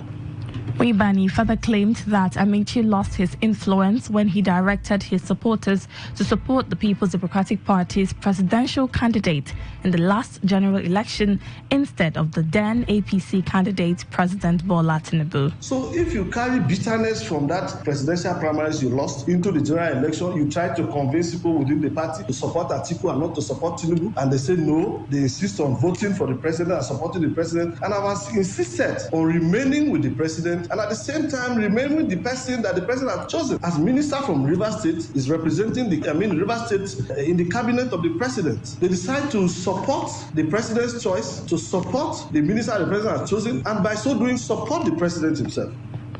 Today FM reports that the APC State Secretary declined to respond to the recent court judgment which affirmed Martins Amehuli and 26 other lawmakers as members of the PDP after the APC had celebrated their supposed defection. You are listening to the World News on Today 95.1 FM, a voice of the people. After the break, more news, foreign and sports stories. Do stay tuned. Every day, every hour, when the big stories break, depend on our 24-hour news team to bring you the latest. Today, 95.1 FM.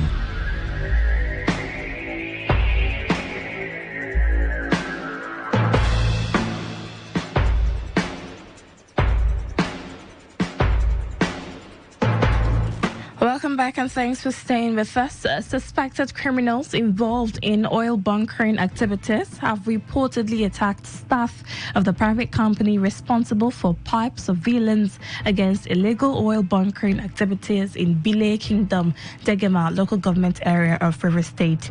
Today FM gathered that suspected members of a militia group allegedly invaded the residences of some members of Tantita Security Service Nigeria Limited in Bile Kingdom, including the homes of Ariemi Olu, Felix Obene and Dum Monday, and reportedly destroyed and subsequently set fire to the houses. Under the leadership of Ibunimi West, the staff reportedly uncovered an oil wellhead being tapped by suspected oil thieves, and after chasing them away, the team destroyed the siphoned crude oil. Confirming the incident to Today FM, West threatened that those involved in the wanton destruction of properties belonging to the security network in Bile Kingdom will be found and made to face the full extent of the law. Olu and the wife of the operational officer of the private security company, both victims of the destruction, narrated their ordeal at the hands of the hoodlums. Last night, we went out to operation, coupled to our directors and our officers, asking us to go and stop the loading boat in the river. We went there, we saw the boat loading directly from the wellhead. On that process, we went and we shut down the wellhead, dragged out the Dogon unit boat, place where we are going to set it ablaze, only for me to come back to meet my family. Fortunately, I was just talking to my wife while the first call came in, telling me, if you are home now, prepare to take your children out of the house. Otherwise, people are coming after you to burn down their house and the entire family. Not quite 80 minutes thereabouts, the hoodlums here. How would they sleep? Next thing I hear, people they break the glasses. When we don't they try to run, no way, they don't surround the house. Some of them are maxed up. So let's break the whole of the glass. Next thing I see, they don't pour fuel for the parlor. They don't put fire. As they put the fire, me and my children, 5 children and 6 children, we escape. Today FM reports that the Bile community authorities, reacting to the incident, called on security agencies to come to their rescue, expressing fears that the community's residents now live in constant fear. Meanwhile, the Hydrocarbon Pollution Remediation Project, HYPREP, has urged youths in Ogoni land to advocate against pipeline vandalization and artisanal refining to help the efforts of the project. The project coordinator of HYPREP, Professor Neni Barini Zabe, made the call during a workshop on business proposal development held in Port Harcourt for Ogoni students and graduates, as he urged them to actively oppose vandalism and theft targeting HYPREP facilities in Ogoni land. He highlighted that the workshop was a continuation of HYPREP's commitment to empowering the youth of Ogoni. Young people of Ogoni to strengthen their capacity in proposal writing. So at the end of this workshop, they will be able to write grant-winning proposals. They will be able to write proposals that will enable them gain scholarship. So on their own, they will be able to explore conventional funding opportunities and gain scholarship. They are brilliant people. Interacted with them. They are very resilient. They are determined. So we are providing this training support to encourage them to soar higher and gain scholarship. Some of them, of course, The project coordinator also said the aim of the workshop is to equip attendees with essential skills and knowledge to pursue entrepreneurial opportunities and contribute to sustainable economic growth in Ogoniland. Of the youth. And so, if at the end of this workshop, deliberately they become ambassadors of the cleanup, they will continue to disseminate the message of the cleanup, which is about building resilience, which is about empowering the Ogoni people, and also cleaning the environment and restoring the environment in order to restore traditional livelihood opportunities. Because repollution is a big threat to our shoreline cleanup. So if a critical mass of the youth who are participating in this workshop, after gaining new knowledge, developing skills in writing ground-winning proposals, Moving over to the foreign scene, the UN Human Rights Office says it is profoundly shocked at the impact on civilians of the Israeli operation in central Gaza that rescued 4 hostages held by Hamas. Palestinian health officials said hundreds of people were killed and injured in the densely populated Nuseirat refugee camp on Saturday. Israel's military said fewer than 100 were killed. UN spokesman Jeremy Lawrence said the action by Israeli forces seriously calls into question whether the principles of distinction, proportionality, and precaution were respected and could amount to war crimes.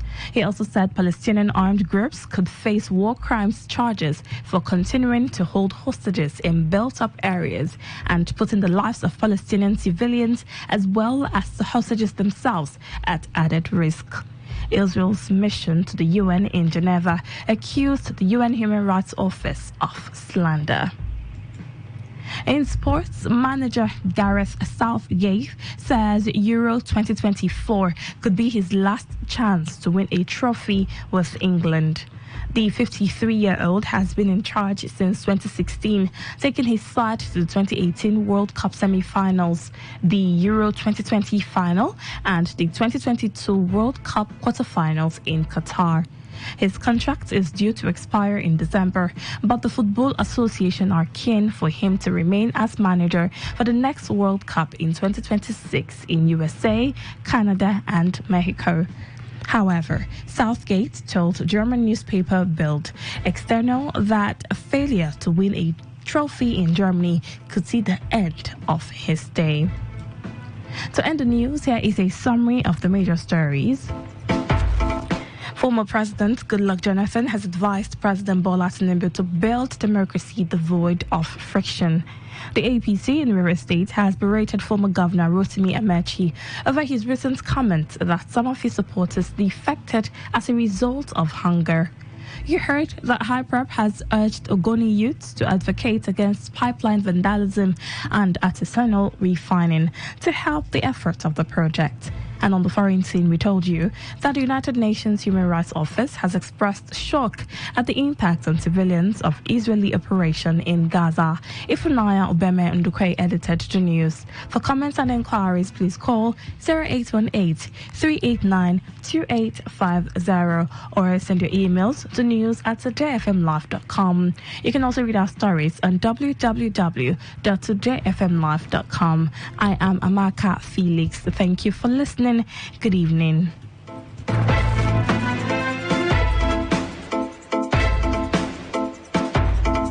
Today's news, today's entertainment, today's sports, today's issues. Today on Today 95.1 FM, Port Harcourt.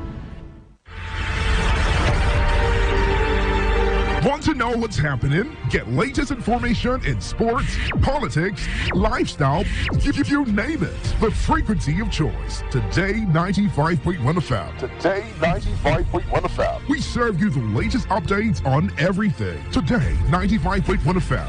We are the voice of the people.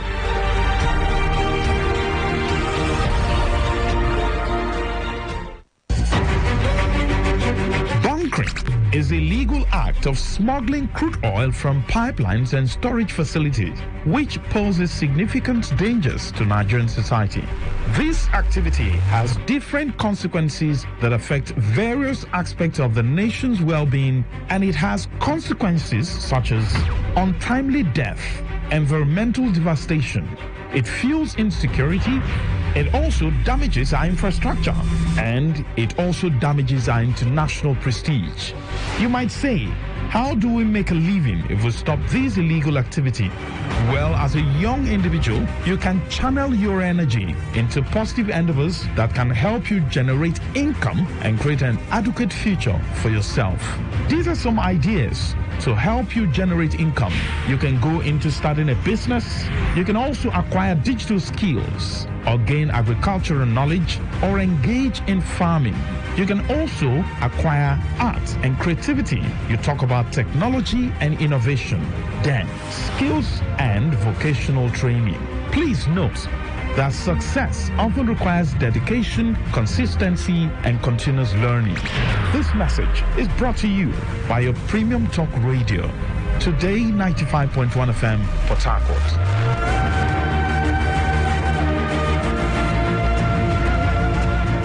It's a triple experience on this frequency.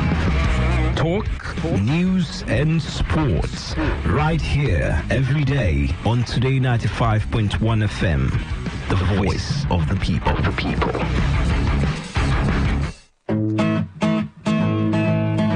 You may not realize it, but do you know you can always show your love for others with simple gestures?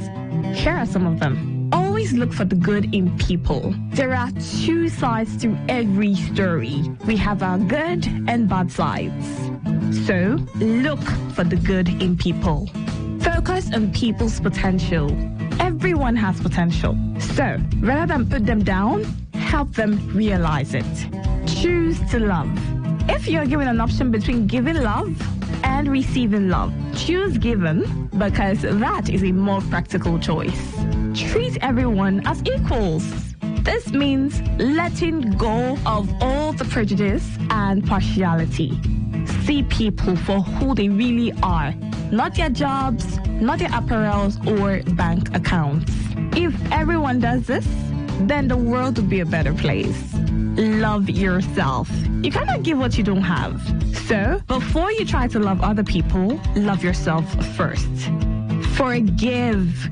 We all make mistakes. So, whether it's a family or a stranger, the best way of showing love is forgiveness. Everyone deserves a second chance. Show compassion. Care for other people. Care for what they're going through. Do what you can to help. Give back to the community. Remember that a single drop of water can cause countless ripples. That donation, no matter how small, can inspire others to do the same. Smile, even to strangers. Remember that you're never fully dressed without a smile. So, do not underestimate the power of a smile. Not only does it lighten up your face, it will also brighten up another person's day. Be the spark of positivity you want to see. When you smile, the whole world smiles with you. This message is brought to you by Today 95.1 FM, the voice of the people.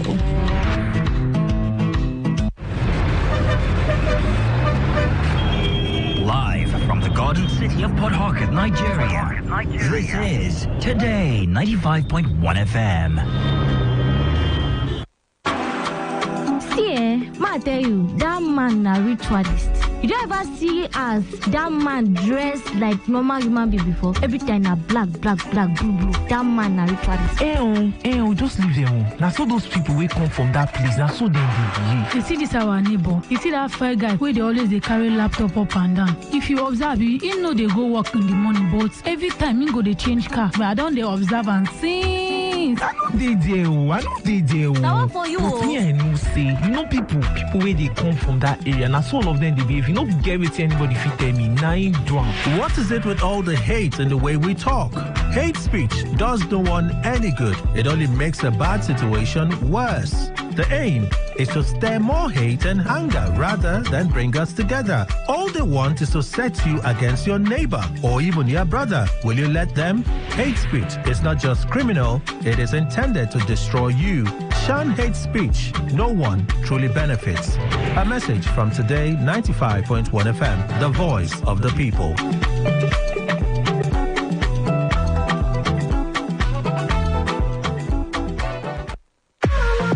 What's a successful business without sales? And what is sales without an audience? Well, do you know that you can reach 8 million listeners across 6 states in 2 geopolitical zones all at once? How? With Today 95.1 FM, you can get millions of people to know about your business. And what does that mean to you? More sales. Call 081-389-2850 now for more information.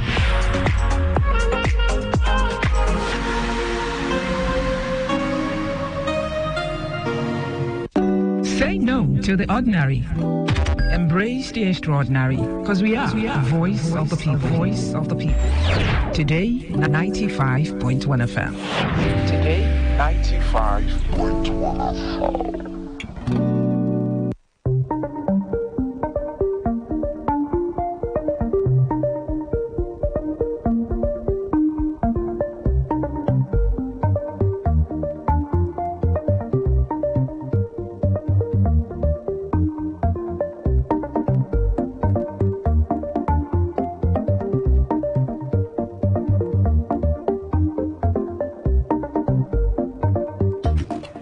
Good evening. This is Today 95.1 FM Port Harcourt, Voice of the People. It is time again for a rundown of the foreign news stories that made the headlines on the world today.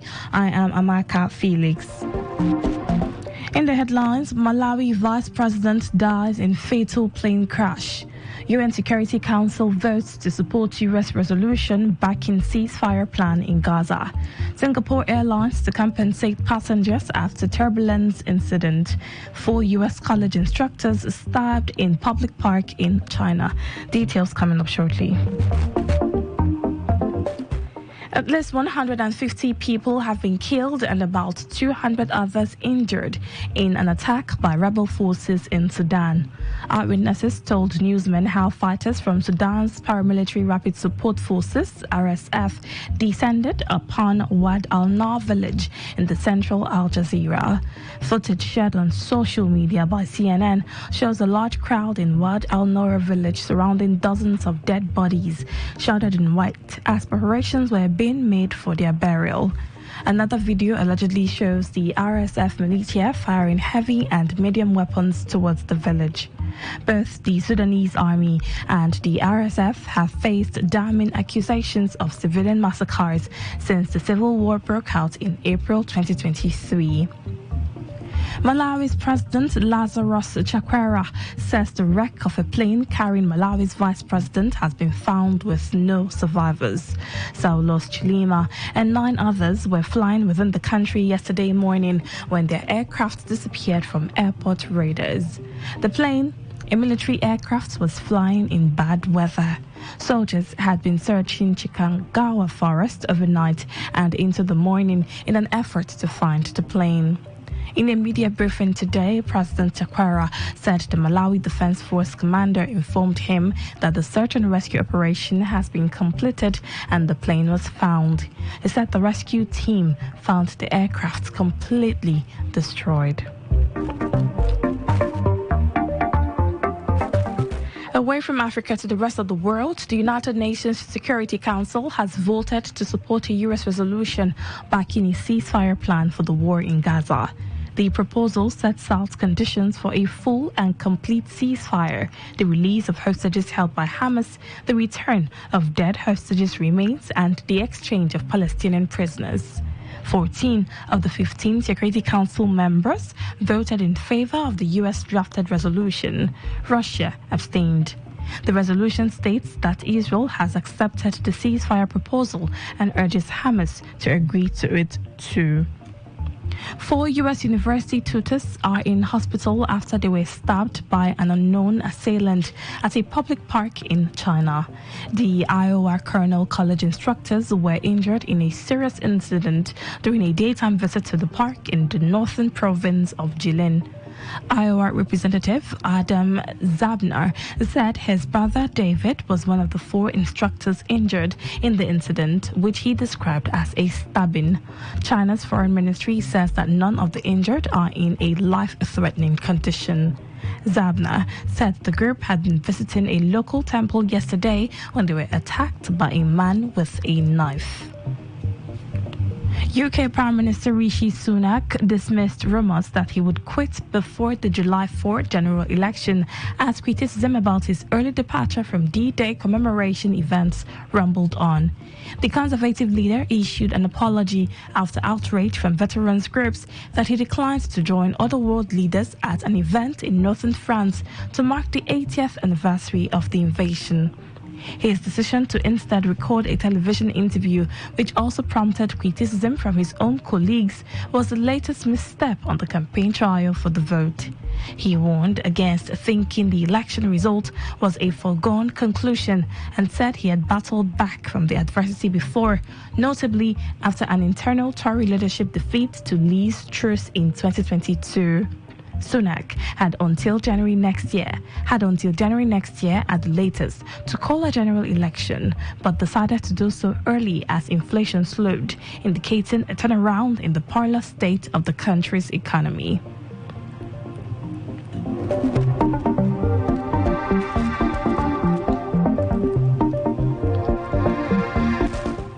Seoul's military says South Korean soldiers fired warning shots after North Korean troops crossed the border by mistake. The incident at the demilitarized zone on Sunday comes as tensions continue to rise between the two Koreas. South Korean military said a small group of North Korean soldiers carrying field tools, including pickaxes, entered South Korea at 12:30 local time. They were among 20 who were in the border area at that time. They retreated immediately after the South Koreans fired the warning shots. In recent weeks, the North has flown hundreds of rubbish-filled balloons to border towns in the south. At least 39 people from the Horn of Africa have died after their boats capsized off the coast of Yemen, according to the International Organization for Migration and local officials. Survivors have told rescuers that the vessel carrying 260 migrants sank yesterday in strong winds. The search continues for 150 people who are still missing. The International Organization for Migration said it was providing aid to 71 survivors.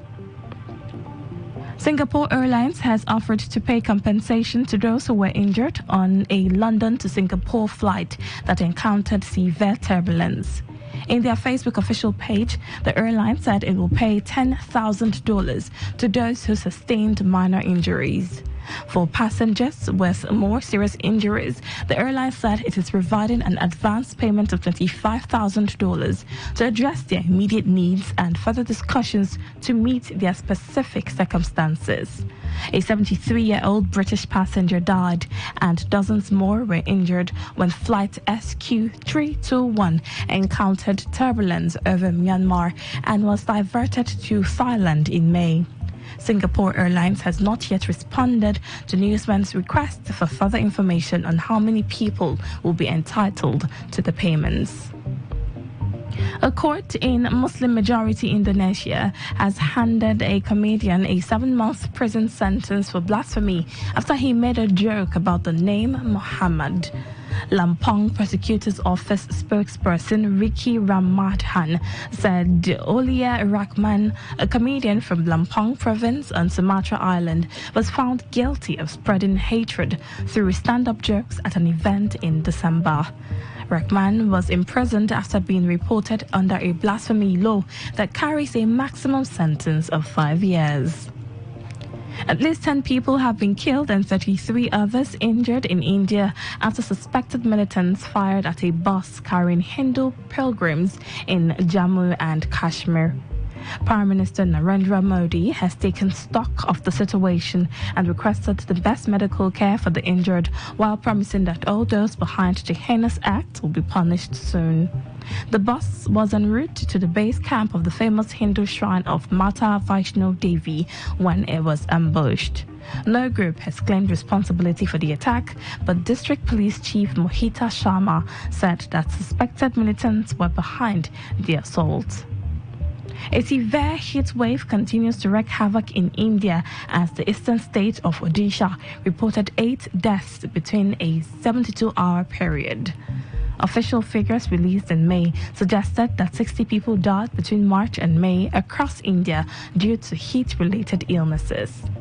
Officials said India is in the middle of the longest heat wave it has ever seen, as temperatures crossed 50 degrees Celsius in some areas recently. Parts of northern India have been experiencing extreme heat since mid-May, with temperatures hovering between 45 to 50 degrees Celsius in several cities. Some areas of the country have also been impacted by water shortages, with extreme heat placing huge demands on supplies. Authorities said at least 18 polling officials deployed for the final phase of the general elections died of heat-related illnesses in Uttar Pradesh and Bihar states. That story from India concludes tonight's edition of The World Today, as produced by Odinakachi Celestin of the News Department. But before we go, here is a summary of the stories that made the headlines. We told you that Malawi Vice President has died in a fatal plane crash. You heard that UN Security Council votes to support U.S. resolution backing ceasefire plan in Gaza. We also told you that Singapore Airlines compensates passengers after turbulence incident. Finally, 4 U.S. college instructors stabbed in a public park in China. Till same time tomorrow, to have a lovely evening, and thank you for listening. I am Amaka Felix.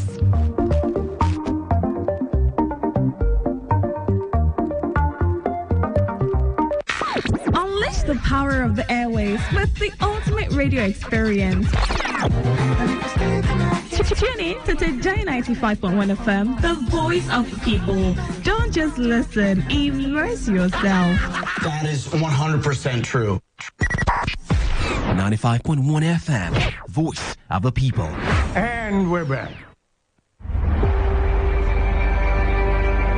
Maybe home is somebody's smile when they look at you for the first time. Maybe home is being a home to something you love and adore with all your heart. And that is what life, friendship, and love are all about. Maybe home is listening to all of your favorite shows on Today95.1 FM. We create memories. We inspire comfort. We are the voice of the people, and we are home away from home.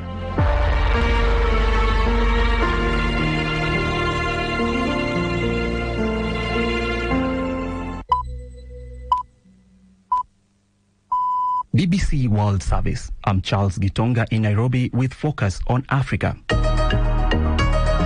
A warning from the aid agency MSF saying there is a severe malnutrition crisis underway in northern Nigeria, affecting mainly children. 2 million children are severely acute malnourished or will be severely acute malnourished, and 6 million are more moderately malnourished. These numbers are tragic. Also, a look at the presence and influence of the so-called Islamic State group in Africa. The Islamic State had quite a significant presence in the African continent, and it's essentially varied over time in terms of how intensive their footprint has been. And with the growth of Formula One fans on the continent, is it time for Africa to host the event once again? It last did around 30 years ago. We'll speak to a young fan in Kenya who's traveled all the way to Bahrain to watch the race. That's all on the BBC Tonight in Focus. First, the news. Hello, I'm Roisin Hastie with the BBC News.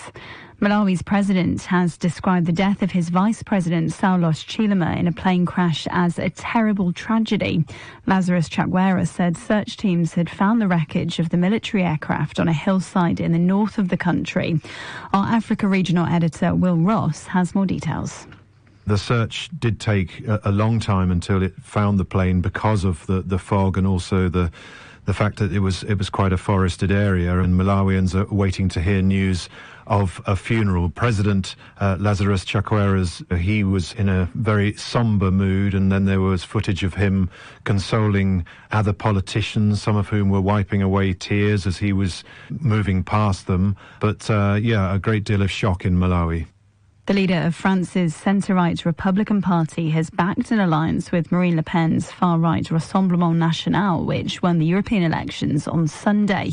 But the statement by Eric Ciotti was met with widespread opposition from within his own party, with some calling for him to resign. From Paris, here's Hugh Schofield. Eric Ciotti has broken a historic taboo, offering an alliance between his own Republicans Party, heir to the Gaullists, and the National Rally, heir to the old far right, which hated General de Gaulle. Ciotti's argument is that there's no point in ignoring reality. The National Rally is by far the biggest party on the right now, so it makes sense to come together. But Eric Ciotti has very quickly been disavowed by most senior figures in his Republicans Party. They're saying he'll be promptly removed from office. It looks now like a lone initiative, which only a few Republican MPs will follow. The Ukrainian President Volodymyr Zelensky has warned that growing pro-Russia rhetoric is dangerous for European countries. His comments follow strong showings in EU elections by far-right parties, some of which are sympathetic to Moscow. President Zelensky received loud applause when he told the German parliament that it was in their joint interest not to allow Russia to march towards Europe, and that Mr. Putin would ultimately lose. Washington's top diplomat, Antony Blinken, has insisted that if the latest peace deal for Gaza fails, Hamas will be to blame if it doesn't accept it. Speaking after a meeting in Jerusalem with the Israeli Prime Minister, he said Benjamin Netanyahu had assured him of his support for the three-phase proposal. The UN Secretary-General Antonio Guterres urged all sides to reach an agreement on a ceasefire. The horror must stop. It's high time for a ceasefire, along with the unconditional release of hostages. I welcome the peace initiative recently outlined by President Biden and urge all parties to seize this opportunity and come to an agreement. You're listening to the latest world news from the BBC. The Dutch far-right leader Geert Wilders says his nationalist PVV and three other parties have agreed on the members of their coalition government. Mr. Wilders, the winner of last year's elections, gave no further details of the deal, which has taken 6 months to negotiate. Hezbollah says 3 of its members have been killed in an Israeli airstrike in northeast Lebanon. The group said 9 missiles had targeted a convoy of tankers in a building on the border with Syria. In a separate incident, the Israeli military said a barrage of 50 rockets had been launched at an army base in the Golan Heights, but nobody had been injured. The United Nations says more than 10 million people are now displaced within Sudan due to conflict. That's almost a quarter of the entire population. The figures come from the UN's Migration Agency. It says the war between the Sudanese army and a paramilitary force, which began over a year ago, has also forced more than 2 million people to flee abroad. The medical charity Doctors Without Borders, or MSF, says it's recorded an alarming increase in the number of severely malnourished children in northern Nigeria. More than 1,000 children with complications were admitted in April at its feeding centre in Maiduguri in the northeast, double the number compared to last year. Richard Kagoi reports. MSF says children are dying as a result of malnutrition and patients are being treated on mattresses on the floor because facilities are full. For the last 15 years, the northeast of Nigeria has been badly hit by insecurity, including an insurgency by the jihadist group Boko Haram. Around 2 million people have been displaced from their homes. MSF has called on the Nigerian authorities, international organizations and donors to help address the current crisis and come up with long-term solutions to mitigate the underlying causes of malnutrition. That's the latest. BBC News.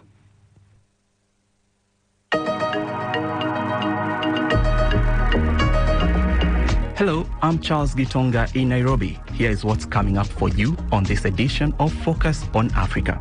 We'll look at the presence of so-called Islamic State affiliate groups in Africa nearly a decade after the group declared a caliphate in the Middle East. You have local militant groups or individuals who pledge allegiance to the Islamic State, or Baya as they call it, and essentially what this means is that they kind of conform to the Islamic State as being kind of the sovereign entity or governance authority from an Islamic perspective. And we'll hear from a very keen, ardent Formula One fan as the sport continues to gain a following on the continent. I feel like the adrenaline watching cars go vroom.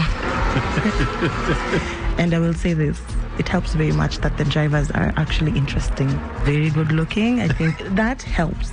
It's Tuesday, June 11th.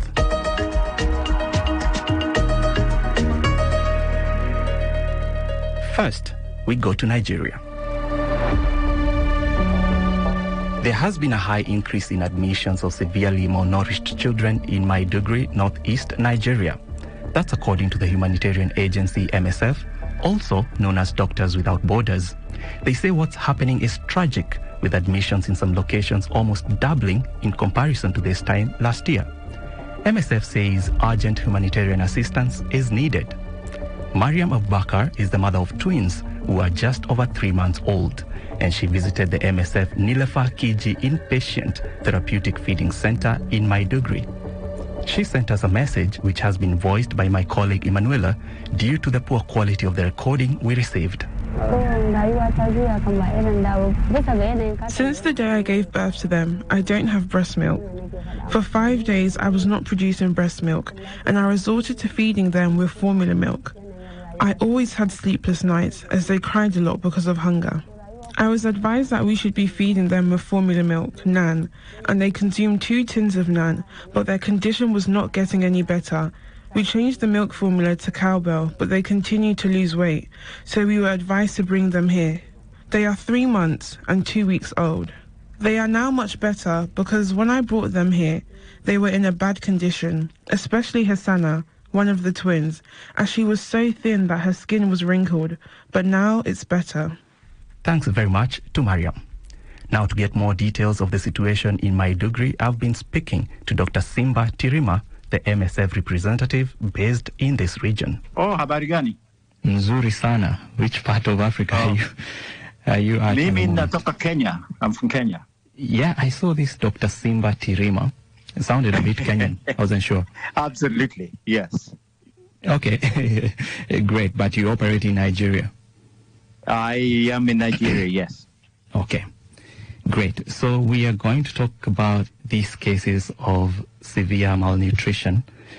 Could you begin by describing to us what the situation is like in hospitals in northern Nigeria, specifically when we talk about malnutrition? Yes, and I will speak about our hospitals in the facilities where we work. We have recorded higher than expected numbers of admissions for what we call SAM, or severe malnutrition, which is really alarming this year. Although we'd seen some numbers, even last year, the year before, and the previous years. But this year, we are scrambling to really catch up. And the interesting thing is, normally there is what we call the lean season in these areas. That's post-harvest. After they've harvested and they've depleted their foods, that lean season starts around the end of June, July, August, maybe up to September. But this time, we saw this beginning in April, which is very, very alarming. So we're seeing double the numbers in many of our facilities than we saw last year. Who then is most affected? Are we talking about children, men, women? Malnutrition really is a symptom of a bigger problem. And if there's a malnourished child, most likely there's a malnourished mother as well. But MSF treats the malnourished children for the most part. And they're very, very vulnerable for several reasons. If you don't get the right and proper nutrition while at that young, tender age, if you're going to survive, you're likely to have lifelong development impairments. And so, yes, kids are very, very vulnerable. And that's what we see. Why the increase? What's causing this? Well, of course, we talk to our patients when they are in our facilities to understand what their situation is. And many of them tell us that they can not afford food, that food prices have hit through the roofs. They're simply not able to make do. Secondly, some of them tell us that there is violence in some of these places, and some of them are displaced, or they cannot have access to their farms because, again, of insecurity, and therefore food is scarce. The food that they use to produce and have it in store to eat throughout the lean season is no longer available, at least in the same quantities that it was historically. Some of them, of course, tell us it's very difficult to even find transport to go to hospital facilities. And some of the facilities charge, but what we provide is free of charge. So we get a lot of cases coming to seek healthcare. And when they come, in what condition are they in? Oh, some of them arrive to us a bit late, quite late actually, what we call late presentation. And some of them in a very, very bad state. Last year, in fact, we saw some of them die on arrival, so within 24 hours. It's quite dire, I would say. They come in very, very bad states. And they come also with what we call comorbidities. This means that they have other diseases. They may have malaria. Some of them might have meningitis. Some of them might have TBs. We get sometimes very, very complicated cases. And of course, malnutrition takes a hard hit on the immune system. So even they're already weakened, and that is what may threaten their life. Right. We'll talk about how you treat them. But before that, we looking at this as an urgent or maybe an emergency situation in most cases? Or are you sort of able to predict what's going on and be better prepared for it? No, it's a crisis. Clearly, I mean, when we see these numbers, doubling of numbers from last year, in every facility, some of them saw 20 to 30% increase, but a majority of them have seen up to 100% increase. And then, of course, we hear stories from our patients and from what is going on around. And UNICEF, in fact, has sounded an alarm as well by saying that 2 million children, 2 million, are severely acute malnourished or will be severely acute malnourished, and 6 million or more moderately malnourished. And so these numbers are tragic, really, if you think about it, because the 2 million, if they do not get attention, most likely they are going to die. So it's a crisis situation. Right. Let's talk about the treatment then. How do you treat, medically speaking, how do you treat malnourished individuals? And do you feel like you have, or do you actually have enough supplies to do that with the situation in northern Nigeria at the moment? I would say that MSF purchases its own supplies, and we purchase what we call ready-to-use therapeutic foods. It's basically a base, that is fortified with minerals, really. And so a child is treated using this for the most part, and the severe, very complicated cases may be given other fortified milks and things like this. One box can be up to $59. Now, if you convert that into Naira today, that is a salary. It's a huge salary for one individual that can feed a whole family. So again, we admit them, and those that have severe complications are treated for other comorbidities or managed for other illnesses as well. Dr. Simba Tirima with the MSF in Maiduguri. We have approached the Nigerian government for a response via the embassy in the UK and await their reply. It's coming up to 10 years since the so-called Islamic State group declared a caliphate in the Middle East, claiming it to be an exclusive Muslim homeland. They had hopes back then to spread its influence around the world, and today that state is no more. Their territory in Iraq and Syria has massively reduced, and many of their leaders killed. But they continue to hold some influence and have sympathizers in different parts of the world. Other militant groups pledged allegiance to them.